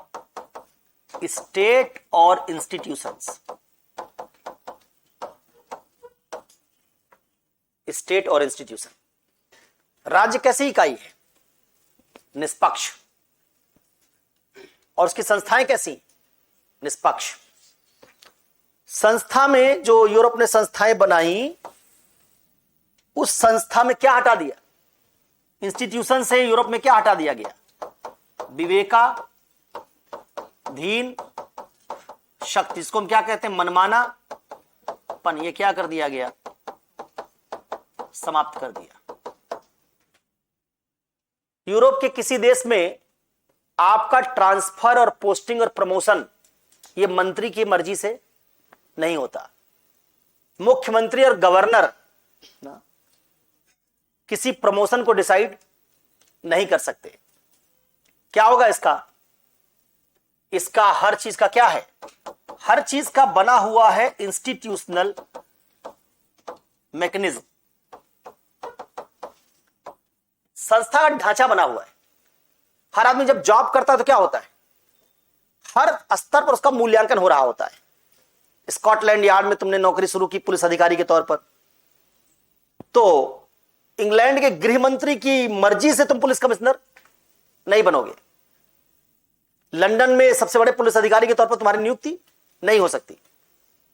कैसे होगी? पुलिस अधिकारी कौन सा सबसे ऊपर वाले पद पर जाएगा ना, किसका प्रमोशन होगा, कैसे होगा, इन सब इंस्टीट्यूशनल मैकेनिज्म से क्या होता रहता है, हमेशा हर पुलिस सेवा में काम करने वाले आदमी का इवैल्यूएशन होगा, उसकी क्या होगी, ग्रेडिंग होगी। और ये सब कैसे होता है, इस सब के लिए पैरामीटर्स कैसे होते हैं, ऑब्जेक्टिव, वस्तुनिष्ठ, जिसमें मनमानापन नहीं होगा। तुमने कितने केस सॉल्व किए, किस किस्म के केस सॉल्व किए, हर चीज से क्या है, तुम्हारे मार्क्स जुड़े हुए। तुमने कोई रेशियल क्राइम सॉल्व किया जो बड़े किस्म का है तो उसके मार्क्स जुड़ गए तुम्हारे कैरियर में। तुमने कोई ड्रग कार्टेल खत्म किया, उसका मार्क्स जुड़ गया। तुमने जस्टिस के लिए कोई काम किया, उसका मार्क्स जुड़ गया। तुम जो चार्जशीट कोर्ट में फाइल करते हो कभी रिजेक्ट नहीं होती, हमेशा वो वर्डिक्ट तक पहुंचती और न्यायपालिका उसको मान लेती। इसका मतलब तुम्हारी जांच बहुत सटीक। जितनी चार्जशीट तुमने फाइल की उसके आधार पर उसी अनुसार न्यायपालिका का निर्णय आया, इसका मतलब तुम निष्पक्ष अधिकारी हो। तुम्हारी चार्जशीट को जज कभी उसको टर्न डाउन, तुम्हारे मार्क्स जुड़ते चले गए। दूसरा एक पुलिस अधिकारी है, उसने 10 चार्जशीट फाइल की, 10 में से 5 एक्सेप्ट हुई, 5 रिजेक्ट हो गई, इसका उसके मार्क्स तुमसे कम हो गए। तो क्या हुआ है, यूरोप में इन संस्थाओं में काम करने वाले लोगों को अपनी संस्थाओं पर क्या है, भरोसा है। उनको क्या पता है कि मैं पुलिस सेवा में जाऊंगा, मैं जुडिशियल सेवा में जाऊंगा, न्यायाधीश बनूंगा, तो यहां कोई मनमानापन नहीं है। मुझे क्या करना है, या हर आदमी क्या करता है, हर आदमी करता है अपनी संस्था के कोड ऑफ कंडक्ट्स का पालन, और इसी के आधार पर इसका क्या होता है, इसी के आधार पर होता है इसका मूल्यांकन। और इसी मूल्यांकन के आधार पर क्या होगा इनका, जैसे कान दिलवाएगा आनंद, वैसे यहां क्या होगा, यहां मिलेगा पदोन्नति, प्रमोशन, यहां मिलेगा महत्वपूर्ण पद, यहां मिलेंगे अलग अलग किस्म के मेडल। तुमको कोई पुलिस मेडल मिला तो उस पर कोई विवाद नहीं होगा कि तुमको फर्जी तरीके से मेडल दे दिया गया। मेडल मिलने का मतलब है कि तुम उस योग्य थे। सबको क्या है, इन पर भरोसा है, प्रक्रियाओं पर। तो यूरोप ने क्या किया, व्यक्तियों के बजाय प्रक्रियाओं और संस्थाओं में निवेश किया और उनकी विश्वसनीयता बढ़ा दी। यूपीएससी में सवाल पूछा गया है कि विश्वसनीयता का संकट आजकल बहुत बढ़ गया है, तो विश्वसनीयता पर खड़ा किया। कैसी विश्वसनीयता बनाई, जैसे भगवान की, भगवान जैसी विश्वसनीयता किसमें बनाई, राज्य और राज्य की संस्थाओं। याद करो, ट्रंप अमेरिका के प्रेसिडेंट थे, एफबीआई को जांच सौंपी गई। ट्रंप चाहते थे कि सऊदी अरेबिया अमेरिका का बड़ा की एलाई है, उसको नाराज ना किया जाए, लेकिन एक पत्रकार की तुर्की में हत्या कर दी थी सऊदी अरेबिया के एम्बेसी में।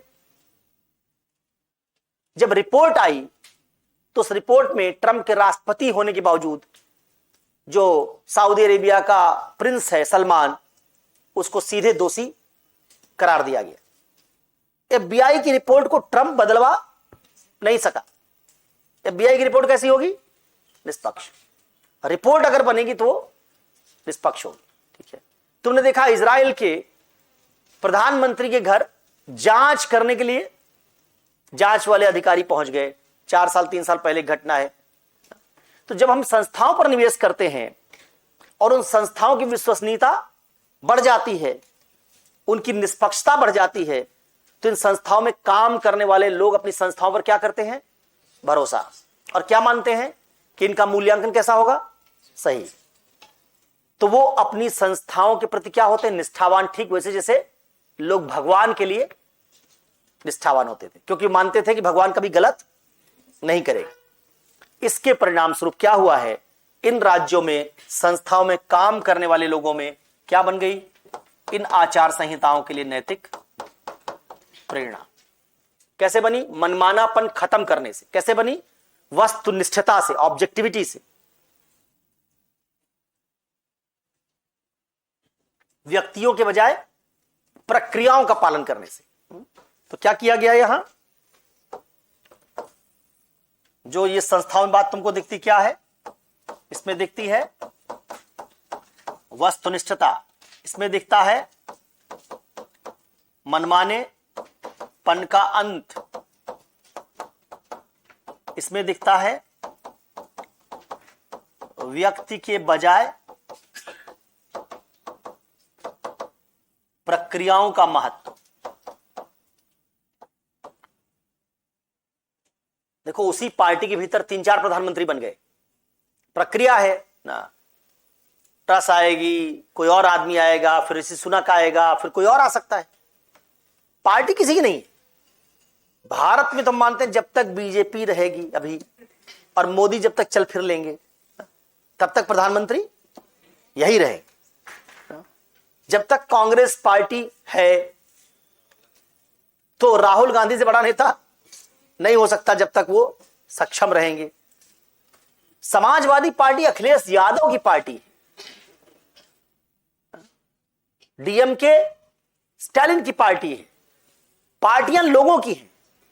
हमने प्रक्रियाओं के बजाय किस पर महत्व दिया? लोगों पर। यहां व्यक्ति बहुत महत्वपूर्ण है और यूरोप में व्यक्ति का कोई महत्व। रिपब्लिकन पार्टी किसी ट्रंप या ना बुश की पार्टी नहीं है, वो ट्रंप बुश आते जाते रहते हैं।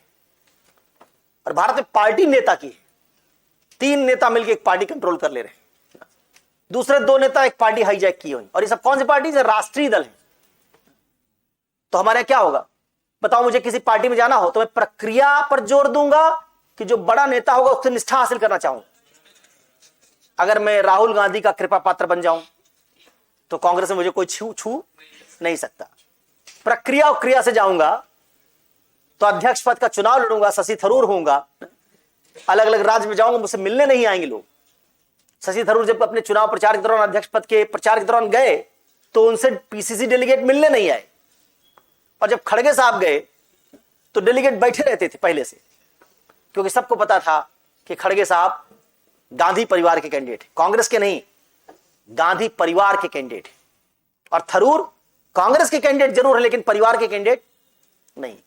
इसलिए दोनों के प्रति व्यवहार में क्या था? अंतर था। जहां राज्य की सबसे बड़ी पॉलिटिकल पार्टी में निष्पक्षता ना हो, वहां प्रक्रिया का महत्व ना हो, और यही पार्टी सरकार बनाएगी तो आप उम्मीद करेंगे उसमें प्रक्रिया का महत्व होगा। क्या होगा? कृपा पात्र लोगों को रेवड़ी की तरह नौकरियां दी जाएंगी, कृपा पात्र लोगों को महत्वपूर्ण पद दिए जाएंगे। कई ऐसे ब्यूरोक्रेट्स हैं जो गुजरात से लाए गए आयात करके, वही चल रहे हैं अभी तक, पूरा पीएमओ संभाल रहे हैं, कुछ 4-5-6 अधिकारी बड़े कब्जा करके बैठे। उनकी ताकत मंत्रियों से कई गुना ज्यादा है। ठीक है, रिटायर हो जाते हैं, एक्सटेंशन मिल जाता है। तो ये जो बात है ये कहां है? ये भारत में है, ये यूरोप में नहीं है। यूरोप में आपकी मर्जी से ब्यूरोक्रेट उनका निर्धारण नहीं होगा। ब्यूरोक्रेसी एकदम इंडिपेंडेंट संस्था है, वो कैबिनेट के डिसीजन को मानने के लिए बाध्य है लेकिन कैबिनेट के, व्यक्ति के नहीं। तो जब हमने इस तरह की चीजें बनाई तो यूरोप में हमने सेकुलर प्रेरणा पैदा कर ली। ठीक है, लोगों को पता है कि अगर वो नैतिक रहेंगे तो काम करते समय, उनको कर्तव्य पालन करते समय क्या होगा? तकलीफ होगी, लेकिन अंत में उनका मूल्यांकन होगा। तो उनके साथ अन्याय, अगर आप काबिल जज हैं और आपने तमाम तरह के ऐसे फैसले दिए जिनमें आपको कर्तव्य पालन करते समय तकलीफ का सामना उठाना पड़ा, लेकिन जब वक्त आएगा कि आपको जज के तौर पर एलिवेट किया जाना है ऊपर, तो आपकी योग्यता को नजरअंदाज नहीं किया जा सकेगा, क्योंकि वो किसी व्यक्ति की मर्जी से फैसला नहीं होगा। इसलिए इस तरह के आइडिया से क्या हो गया? चूंकि हमने संस्थाओं की क्या बना ली?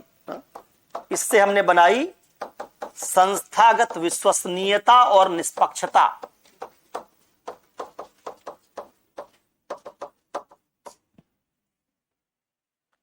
इससे पैदा हुई काम करने की प्रेरणा। तो अमेरिका में एक पुलिस अधिकारी प्रायः घूस के लिए काम नहीं करता, वो नियम नहीं तोड़ता, वहां के जजेस नियम नहीं तोड़ते, प्रक्रियाओं क्या करते हैं? पालन करते हैं। भारत में कोई, कई बार तुमने ऐसा सुना होगा कि भारत में दो देशों के बीच कोई बातचीत हुई और मामला जैसे प्रत्यर्पण का ही मामला है। नीरव मोदी भाग गए, माल्या भाग गए। मान लो भारत सरकार के बड़े अच्छे संबंध हो इंग्लैंड से, और भारत सरकार कह दे कि इनका प्रत्यर्पण करवा दीजिए, तो इंग्लैंड क्या कहेगा? हमारे कोर्ट में क्या चल रहा है? मुकदमा चल रहा है, उस मुकदमे का फैसला आने के पहले हम कुछ नहीं कर सकते। और ये बात सही है कि जब तक उसका फैसला नहीं आता तब तक अगर ऋषि सुनक भी चाह लें कि हमको माल्या का क्या करवाना है, प्रत्यर्पण, वो नहीं करवा सकते, क्योंकि जुडिशरी इस बात को तय करेगी कि वो भेजेगी कि जब वो दोष चल रहे हैं, उनके ऊपर अभियोग है, आपने वकील से वहां केस लड़ रहे हैं। अब भारत में होगा तो क्या होगा? नीचे ऊंचे के कोर्ट में तो सेटिंग हो जाएगी, सरकार जिसको चाह लेगी उसको भेज देगी। तो ये जो आइडिया है जहां राज्य, उसकी संस्थाएं, ये किसी व्यक्ति की मर्जी से संचालित नहीं होती, उन जगहों पर उनमें जो विश्वसनीयता है यही क्या पैदा करती है? यही पैदा करती है लोगों में काम करने की प्रेरणा।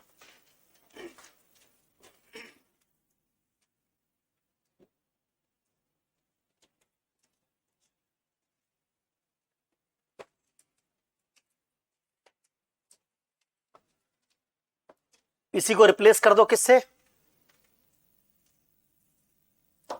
इसी को रिप्लेस कर दो किससे? दूसरी जगह क्या ले आओ? विवेकाधीन शक्ति ले आओ ना, व्यक्ति केंद्रित निर्णय ले आओ। क्या ले आओ? जाति, धर्म, भाषा, क्षेत्रीयता के आधार पर पक्षपात ले आओ।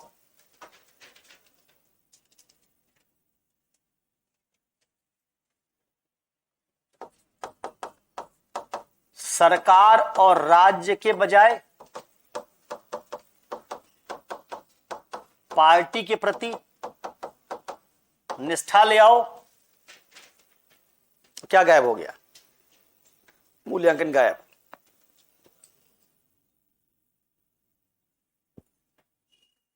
भारत में किसी अधिकारी को पता होता है कि अगर वो पार्टी के किसी नेता का करीबी होगा, उसका कृपा पात्र होगा, तो उसका ट्रांसफर होगा, उसका प्रमोशन होगा जहां वो चाहता है।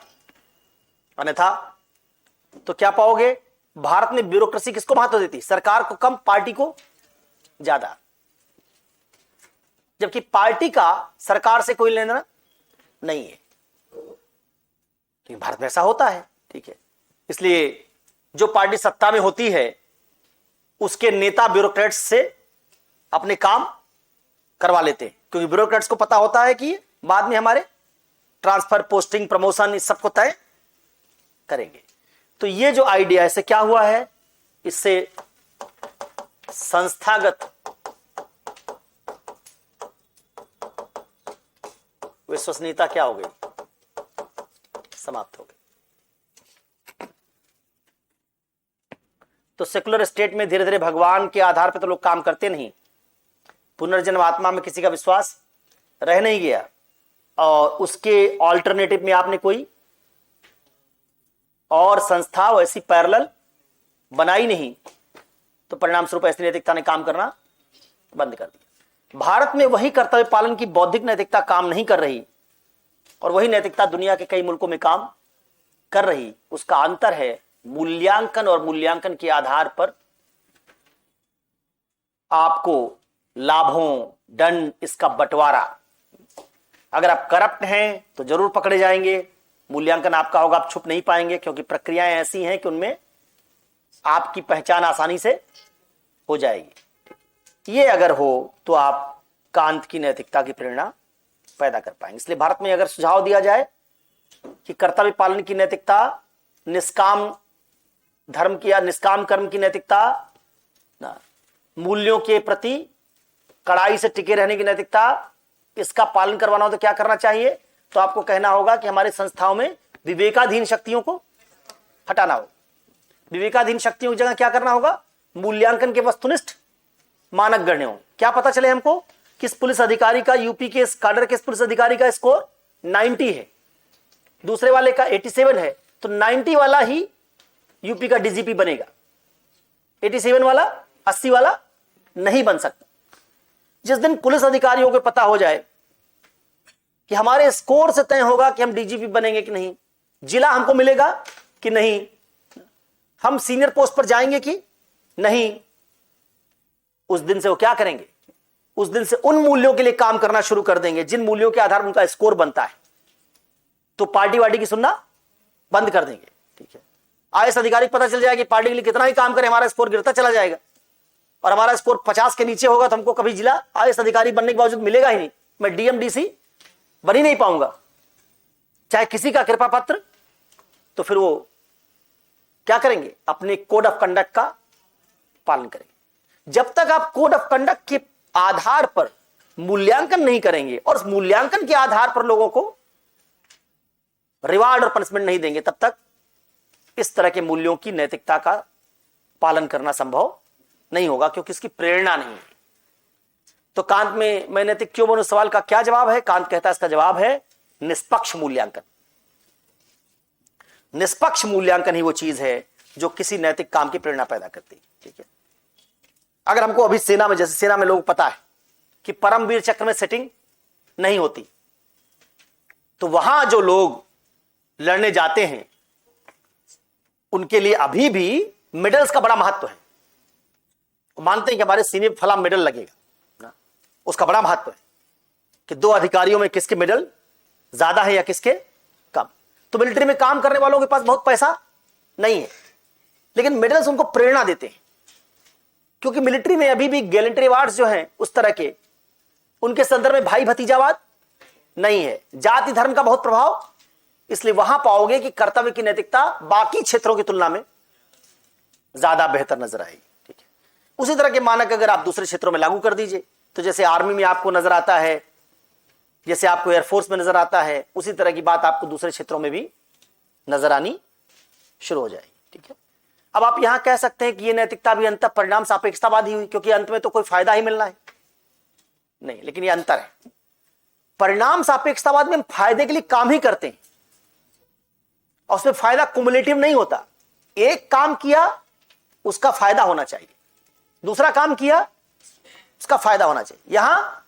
यहां किसी काम को फायदे के लिए नहीं कर रहे, काम को कर्तव्य के लिए कर रहे हैं, और बाद में सारे कामों के आधार पर आपको कोई पुरस्कार, मेडल या कोई ऐसी चीज दी जा रही। तो ये जिस काम को आपने किया था उस काम को किसी फायदे के लिए आप ऐसा नहीं करते कि आज जो काम किए इससे पुलिस मेडल में 1 पॉइंट टिक हो गया। आज एक अपराधी पकड़े और घर जाके एक लगाए हैं कमरे में अपने चार्ट, वहां टिक कर दी कि एक अपराधी पकड़े 2 नंबर मिल गया है, पुलिस मेडल के करीब पहुंच गए। आदमी ऐसे काम नहीं करता। वो जब अपराधी को पकड़ रहा होता है तो कैसे पकड़ रहा होता है, कर्तव्य की भावना से। वो जब कोई रैकेट बस्ट कर रहा होता है तो कर्तव्य की भावना से। और उसके इस तरह के कार्यों के बाद में जब उसका मूल्यांकन होता है तो पाया जाता है कि इसके पूरे कैरियर में इसने अच्छा काम किया, इसलिए इसको ये रिवार्ड मिलना चाहिए। इसलिए ये परिणाम सापेक्षतावाद नहीं। परिणाम सापेक्षतावाद में हर काम हम तभी करते हैं जो उसमें लाभ मिलता। ठीक है, इसमें इस तरह के लाभ की भावना शामिल नहीं।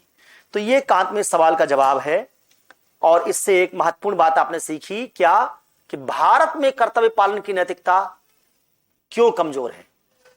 सिविल सेवक कर्तव्य पालन की जिस नैतिकता के लिए चुने जाते हैं उसका पालन क्यों नहीं करते, और अगर उसको हमको कर्तव्य पालन की नैतिकता को वापस ले आना हो तो उसके लिए क्या तरीका अपनाया जाना चाहिए। ठीक है, ये बात आपने इससे सीखी, इसको आप सवालों में लिख पाए। और आखिरी बात, अब कांत की आलोचना और गीता से तुलना।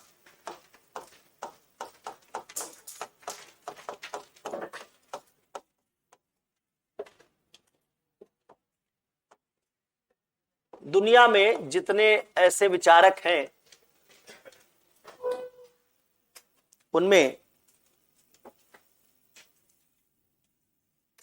पश्चिम में कांत और भारत में गांधी इसलिए बड़े महत्वपूर्ण हैं क्योंकि इन दोनों ने ना सिर्फ नैतिक सिद्धांत बनाए बल्कि साथ में यह भी इंश्योर किया कि केवल नैतिक सिद्धांत बताने से काम नहीं चलेगा, यह भी बताना पड़ेगा कि उसका पालन कैसे होगा। तो गांधी जब बताएंगे एक फला किस्म की नैतिकता है तो फिर अर्थव्यवस्था कैसी होगी, राजनीति कैसी होगी, सारा कुछ ढांचा बताएंगे। और कहेंगे उसी किस्म से सब लोग नैतिक, उसी मॉडल में सब लोग नैतिक बन पाएंगे। अब आइए, गीता से तुलना 3 आधार पर की जाती है। एक, इसका कांत का कर्तव्य के लिए, कर्तव्य का सिद्धांत मतलब कर्तव्य का पालन आप किसी लाभ के लिए नहीं करेंगे, कर्तव्य का पालन कर्तव्य के लिए करेंगे। इसकी तुलना होती है, इसकी तुलना होती है गीता के निष्काम कर्म से। कर्म करो, फल की इच्छा मत करो। कांत भी कहता कर्म करो कर्म के लिए, फल के लिए नहीं। गीता भी कहती कर्म करो, फल की इच्छा मत करो। तो गीता का निष्काम कर्म और कांत का duty for the sake of duty, ये दोनों आइडिया एक जैसे हैं। दोनों कैसे हैं? दोनों हैं फल निरपेक्ष नैतिकता। परिणाम निरपेक्ष नैतिकताओं को कई बार फल निरपेक्ष भी कहा जाता है। तो एक आइडिया तो दोनों में ये कॉमन है।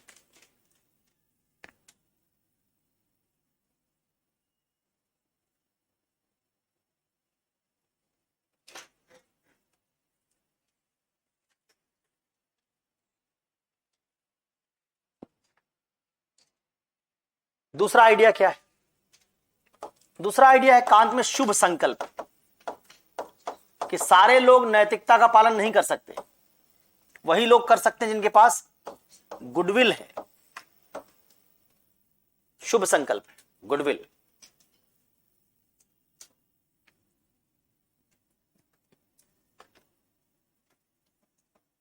शुभ संकल्प मतलब क्या है? ऐसा संकल्प जो परिस्थितियों, दशाओं, परिणामों इन सबसे प्रभावित ना हो, स्थिर हो, जिस पर भावना का, संवेग का कोई प्रभाव ना पड़े। और बिल्कुल ऐसा ही गीता में आदर्श है।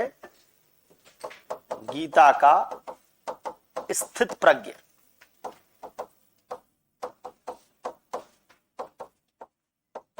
प्रज्ञ का मतलब बुद्धि, स्थित मतलब स्थिर हो गई, जिसकी प्रज्ञा क्या हो गई? स्थिर हो गई, और उसमें कोई बदलाव नहीं होगा। स्थित प्रज्ञ व्यक्ति अपने अगल बगल की परिस्थितियों से प्रभावित नहीं होता।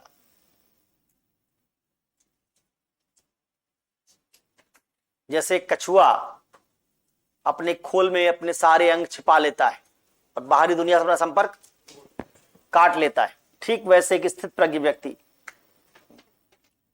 कान होते हुए भी सुनता नहीं है, गीता कहती है, आंख होते हुए भी देखता नहीं, केवल नियम जानता है, बस नियम के अनुसार काम करेगा। आंख से क्या देख रहा है उसका उसके जीवन में महत्व नहीं। तो स्थित प्रज्ञ वो है जिसने प्रज्ञा को अपने स्थिर कर लिया है। और तीसरा आइडिया है जो, जिसको आपने देखा कि दोनों में ईश्वर, आत्मा की अमरता और पुनर्जन्म, ये गीता में भी है, कॉमन है। यानी नैतिक प्रेरणा का स्रोत, जब सब मर ही जाएंगे, कौरवों को ही मार देंगे, भीष्म पितामह को ही मार देंगे, तो क्यों मारें? तो कृष्ण कहते हैं मार कैसे पाओगे, तुम कैसे मार दोगे? कोई मरेगा थोड़े, क्योंकि मरते शरीर है। तुम्हारे पास कोई ऐसा तीर नहीं अर्जुन जिससे आत्मा को भेज सको। आत्मा न जलाई जा सकती है, न सुखाई जा सकती है, न भेदी जा सकती है। आत्मा अमर है, अविनाशी।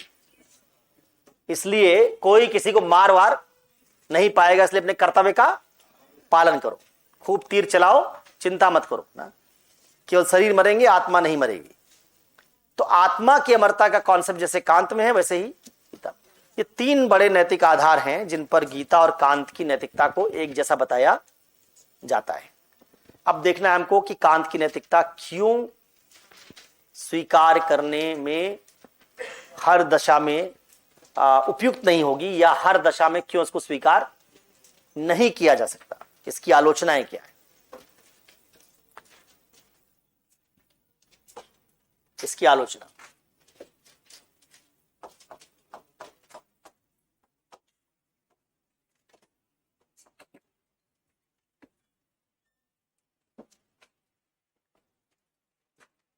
दो तीन आलोचनाएं हैं इसकी। पहली आलोचना सुनो। देखो,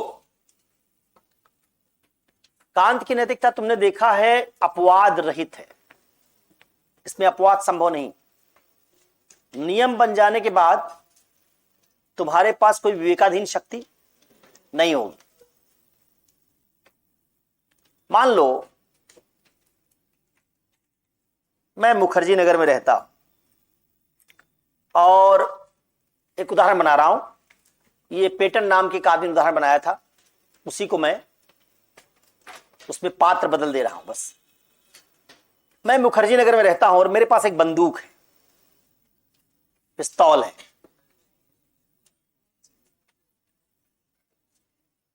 जिस पिस्तौल का लाइसेंस सिर्फ दिल्ली तक का ही, दिल्ली के बाहर में उस पिस्तौल को ले नहीं जा सकता, और मैं घूमने के लिए गर्मी में मनाली जाना चाहता हूं। अब मेरे लिए बड़ी चिंता है कि मैं अपनी पिस्तौल कहां छोड़ूं, क्योंकि मुझे डर है कि अगर मैं गया यहां से और मान लीजिए घर में चोरी हुई, सामान ले जाए ये तक चलेगा, पिस्तौल ही मेरी ले गए और उस पिस्तौल से कोई अपराध कर दिया तो गड़बड़ हो जाएगा। इसलिए मैं चाहता हूं कि पिस्तौल मैं घर में छोड़कर ना जाऊं, लेकिन मैं भी ले नहीं जा सकता, तो क्या करें। मैं अपने पड़ोसी वर्मा जी के पास गया। मैंने वर्मा जी से पूछा कि वर्मा जी किस नैतिकता को मानते हैं आप। संयोग से वर्मा जी ने कहा कि कांत की नैतिकता को मानता हूं। मैंने कहा वर्मा जी कांत की नैतिकता को अगर मानते हैं तो आप ये बताइए, जो वादा किया ना वो निभाना पड़ेगा, इसको आप सार्वभौमिक सिद्धांत मानेंगे कि नहीं मानेंगे। वर्मा जी ने कहा मानेंगे। मैंने कहा कैसे मानेंगे। मैंने कहा ऐसे मैं मानूंगा नहीं, समझाइए पहले मुझे, इससे मुझे भरोसा हो जाए कि आप कांतवादी हैं। वर्मा जी ने कहा कि देखो मैं मानता हूं कि मेरे साथ कोई वायदा अगर किया किसी ने तो उसको पूरा करे, तो दूसरे के साथ वायदा मैंने किया तो उसको भी पूरा करना पड़ेगा। मैंने कहा बिल्कुल सही, सार्वभौमिकता के सिद्धांत से आप मानते हैं कि वायदा पूरा करना पड़ेगा, क्योंकि आप चाहते हैं आपके साथ किया गया वायदा पूरा हो, तो दूसरे के साथ किया गया वायदा भी आपको पूरा करना पड़ेगा। फिर मैंने कहा वर्मा जी आगे, तो उन्होंने कहा कि जब मैं ये निर्णय ले रहा हूं तो मैं साध्यों के राज्य के विधायक के सदस्य के तौर पर निर्णय ले रहा हूं। मुझे अभी पता नहीं कि कौन सा वायदा करूंगा, किस बात पर वायदा होगा मेरा, मुझे कोई बाह्य परिस्थितियां, कोई दबाव मेरे ऊपर, इसका मतलब मैं ये निर्णय लेते समय पूरी तरह से स्वतंत्र हूं। तीसरा कहा कि मैं मानता हूं कि अगर किसी के साथ किया गया वायदा तोड़ा जाता है तो उसको धोखा दिया जाता है। जिसको हमने धोखा दिया उसको हमने साधन बना दिया अपने लाभ का। कोई व्यक्ति वायदा तोड़ेगा तो क्यों तोड़ेगा, लाभ के लिए। इसका तुमने अपने आप को साध्य बना लिया और तुमको, इसलिए वायदा तोड़ना ठीक नहीं है। वायदा ना तोड़ने पर ही सभी लोग साध्य बने रहते हैं। इस आधार वर्मा जी ने कहा कि सार्वभौमिकता के सूत्र से, सभी मनुष्यों को साध्य मानने के सूत्र से और साध्यों के राज्य के विधायक सदस्य के आधार पर निर्णय लेने के सूत्र से यह सिद्ध हुआ कि जो वादा किया वो निभाना पड़ेगा। तो मैंने कहा कि तब वर्मा जी ये पिस्तौल मेरी लीजिए और वायदा कीजिए कि जब मैं मांगूंगा मुझे लौटा देंगे। वर्मा जी ने पिस्तौल ले ली, कहा ठीक है भाई तुम्हारी पिस्तौल, जब मांगोगे लौटा दो। मैंने कहा अपवाद रहित रूप से, संवेग भावना, इसमें से किसी बात से प्रभावित नहीं हो सकते। परिणाम और परिणाम के बारे में आप सोच। वर्मा जी ने कहा बिल्कुल सही बात कह रहे हैं आप, परिणाम के आधार पर मैं डिसीजन बदल, नियम बन गया तो बन गया। मैं वर्मा जी को अपनी पिस्तौल सौंप कर मनाली निकल गया। मनाली घूमा, वहां से लौटने लगा, वहां से चंडीगढ़ आया। चंडीगढ़ से मैंने शताब्दी पकड़ी और शताब्दी में मेरा किसी से झगड़ा हो गया और झगड़ा इतना आगे बढ़ा, उसने कहा तुमको देख लूंगा, मैंने कहा तुमको देख लूंगा। उसने कहा मेरे पास बंदूक है, मैं तुमको गोली मार दूंगा। मैंने कहा मेरे पास भी बंदूक है, मैं भी ऐसा कर सकता हूं।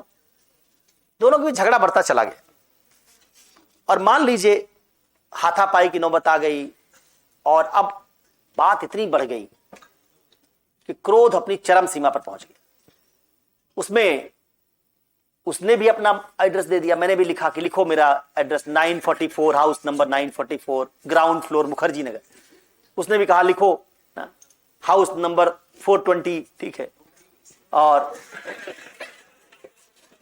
डिफेंस कॉलोनी, और लिख लो। दोनों ने घर का नंबर भी आदान प्रदान कर दिया, कहा देख लेना। अब ट्रेन से उतरते ही मैं सीधा भागते हुए वर्मा जी के पास आया। मैंने वर्मा जी से कहा, वर्मा जी पिस्तौल दीजिए, 3 लोगों की भी तुरंत हत्या करूंगा। 3 लोग हैं जिन्होंने हाथापाई की और तुरंत गोली मारूंगा। वर्मा जी कांत के नियम से बंधे हुए, उनको पता है कि पिस्तौल देंगे मैं गोली मार दूंगा, फिर भी वर्मा जी को पिस्तौल देनी पड़ी।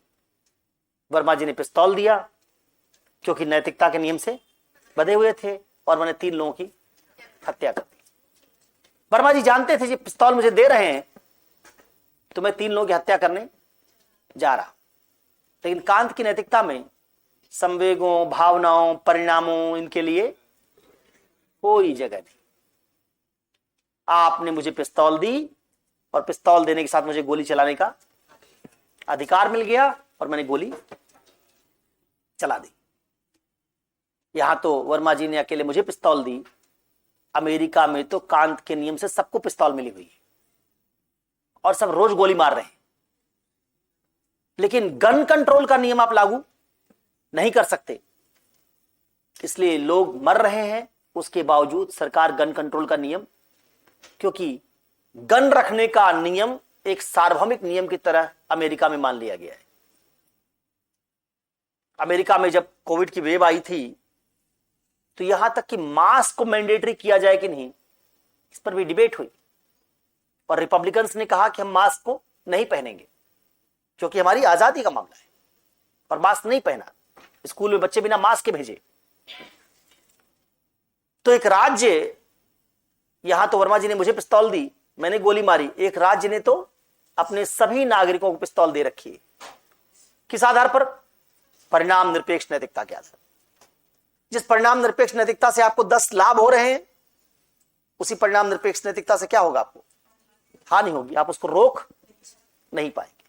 तो कांत की नैतिकता से क्या हो गया? 3 लोगों की हत्या हो गई। अगर वर्मा जी परिणाम सापेक्षतावादी होते, महत्तम लोगों का महत्तम लाभ देखने वाले उपयोगितावादी होते, तो पिस्तौल ना देते, और पिस्तौल ना देते 3 लोग जान बच जाती। अगर मान लीजिए कोई ऐसा नियम भी होता उसके साथ कि हम दोनों जब जा रहे थे तभी वर्मा जी ने कह दिया होता कि देखो वायदा पूरा करूंगा लेकिन तभी जब तुम लौटोगे और क्रोध में नहीं रहोगे। मान लीजिए आप ऐसा कोई नियम उसके साथ जोड़ने की कोशिश करें कि देखें कुछ बच सकता है क्या कांत में। मैं लौट कर आता, पिस्तौल मांगता, मेरी पिस्तौल दीजिए, आपने वायदा जो किया था पूरा कीजिए। वर्मा जी कह देते अभी तुम गुस्से में हो इसलिए पिस्तौल नहीं लौटाऊंगा। पिस्तौल लौटाने का वायदा तो ठीक है लेकिन गुस्से में नहीं लौटाऊंगा। 2 दिन बाद में आता, कहता वर्मा जी अब लौटा दीजिए, गुस्से में नहीं हो। वर्मा जी कहते नहीं नहीं अभी अंदर गुस्सा है तुम्हारे। फिर 4-5 दिन बाद आया, मुस्कुराते हुए आया, अरे वर्मा जी अब तो दे दीजिए। वर्मा जी कहते ऊपर से मुस्कुरा रहे हो, अंदर गुस्सा भरा हुआ।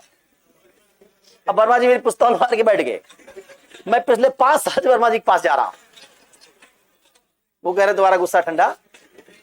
तो आप ऐसा कोई कैविएट कांत की नैतिकता में नहीं लगा सकते, क्योंकि ऐसी कोई चीज लगाएंगे तो उसको सार्वभौमिक नहीं बनाया जा सकता। फिर तो व्यक्तियों की मर्जी पर निर्भर हो जाएगा कौन किसकी संपत्ति, प्रॉपर्टी, पिस्तौल लौटाएगा या। इसलिए नियम वही बना रहेगा कि इसमें कोई अपवाद, कोई और नियम जोड़ा नहीं जा सकता। तो कांत की दिक्कत क्या है? कांत की दिक्कत यह है कि इस नैतिकता का पालन करने पर कई बार हानिकारक परिणाम आपकी जानकारी में आएंगे और आप फिर भी नियम तोड़ नहीं सकते। दूसरी समस्या क्या है? 2 नियम ही टकरा जाएं तो क्या होगा? 2 सार्वभौमिक नियम जिनको दोनों ने हमने अप्रूव कर रखा है, टकरा गए। सच बोलने का नियम और किसी की जान बचाने का नियम, दोनों टकरा गए। एक आदमी मेरे घर में घुस आया, उसको कुछ अपराधी ढूंढ रहे हैं, कह रहे हैं गोली मार देंगे। मेरे घर में घुसा, मुझसे पूछ के घुसा किस कमरे में जाऊं। मैंने बताया कि उस कमरे में जाओ, सेफ हो। तब तक अपराधी पहुंच गए, पूछा किस कमरे में है। अब अगर मैं सच बोलने के नियम का पालन करूंगा तो जान नहीं बचा पाऊंगा, और जान बचाऊंगा तो सच बोलने के नियम का उल्लंघन होगा। दोनों नियम कैसे हैं? सार्वभौमिक। तो कैसे पता करूं किनमें किस नियम का मुझे इस दशा में पालन? क्योंकि सार्वभौमिक नियम भी एक तो होंगे नहीं। कांत की नैतिकता सार्वभौमिक नियम क्या होंगे? कई होंगे, और ऐसा कभी नहीं होगा कि इनमें से कोई दो नियम आपस में टकराए ना। तो जब ऐसे नियम आपस में टकराएंगे तब क्या होगा? उसका समाधान कांत के पास नहीं है। तीसरी समस्या जो अमर्त्य सेन ने बताई अपनी किताब आइडिया ऑफ जस्टिस में, न्याय का स्वरूप नाम से किताब लिखी अमर्त्य सेन ने, आइडिया ऑफ जस्टिस। ये किताब थ्योरी ऑफ जस्टिस है जॉन रॉल्स की, वैसी किताब लिखी अमर्त्य सेन ने, आइडिया ऑफ जस्टिस। आज से 12, 13, 14 वर्ष पहले प्रकाशित हुई थी, बल्कि और समय हो गया होगा। उस किताब में सेन ने 2 टर्म इस्तेमाल की। कौन कौन से टर्म इस्तेमाल किए? कौन कौन से शब्द इस्तेमाल किए सेन ने? कोई पता है किसी को? नीति और न्याय। नीति और न्याय। सेन ने कहा जितनी परिणाम निरपेक्ष नैतिकताएं हैं ये सब नीतियां हैं, और यहां नीति का मतलब पॉलिसी से नहीं है। नीति का मतलब जो भारत में नीति नाम का शब्द हुआ करता था, नीति का मतलब आदर्श दुनिया का मॉडल, कोई एक ग्रैंड नैरेटिव। जैसे भारत में कहते हैं राम राज्य में नीति का राज्य शासन था, तो नीति का मतलब एक आदर्श दुनिया जिसमें सारे नियम परफेक्ट होंगे। और दूसरा है न्याय। न्याय होगा जो किसी पर्टिकुलर समस्या के समाधान के लिए इस्तेमाल किया जाए। सेन ने अपनी किताब में कहा कि गांधी, गीता, कांत, मार्क्स ये सब नीति है और इसलिए हमारे काम के नहीं है। सेन कहते हैं कि इन नीतियों में आदर्श दुनिया का एक मॉडल बनाया गया। कांत के हिसाब से कर्तव्य के लिए कर्तव्य सिद्धांत से कुछ सार्वभौमिक नियम बन जाएंगे, उन्हीं नियमों से हमारी दुनिया चलेगी। मार्क्स के हिसाब से साम्यवाद आ जाएगा, उससे दुनिया चलेगी।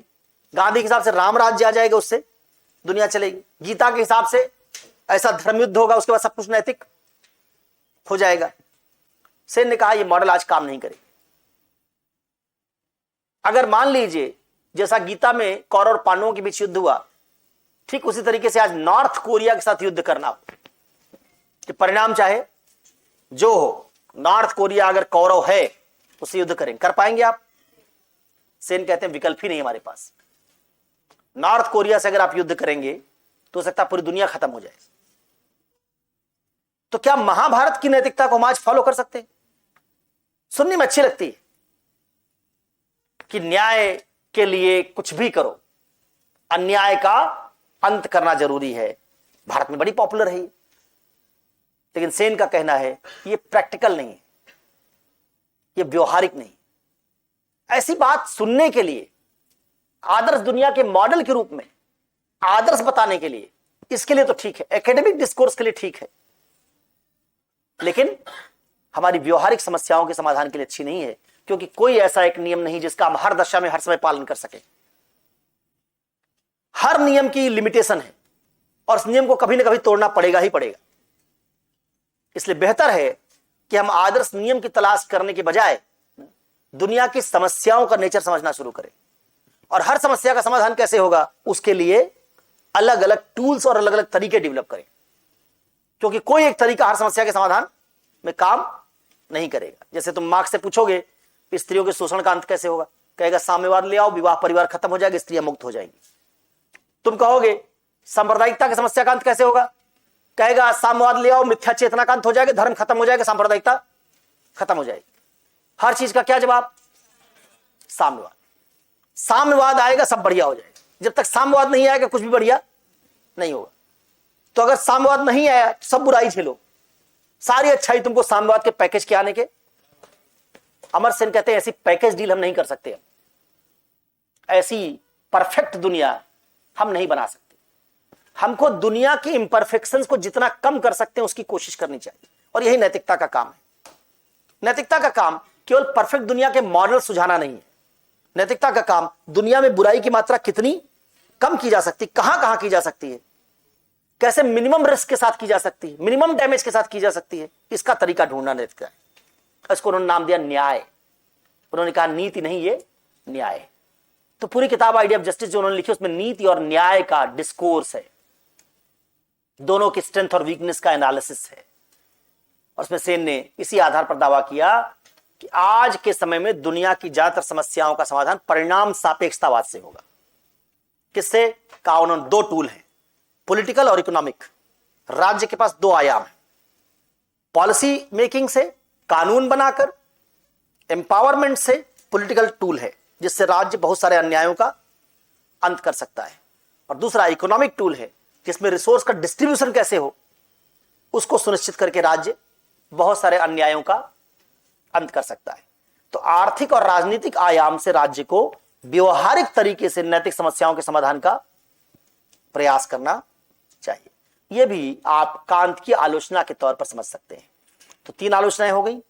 पहली, ये अपवाद रहित नियम हर दशा में लागू करने पर कई बार भयावह परिणाम आएंगे और फिर भी हम उनको जानते हुए भी रोक नहीं पाएंगे, पहली आलोचना।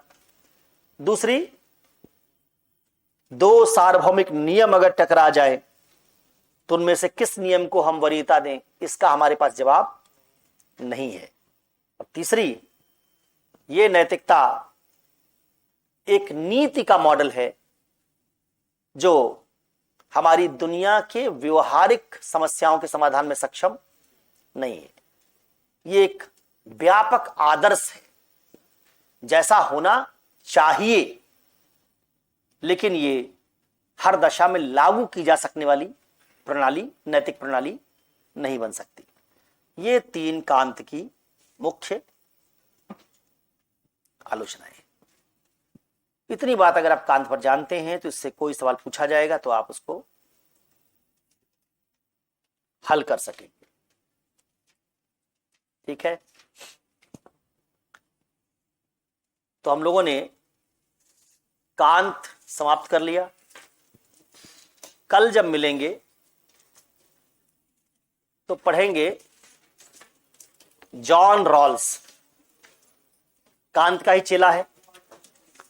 इस संदर्भ में कांत का चेला है कि कांत के ही प्रत्येक मनुष्य को साध्य मानना चाहिए, हर मनुष्य को एक दूसरे स्वतंत्र मानना चाहिए। इसी आदर्श को ध्यान में रखकर उसने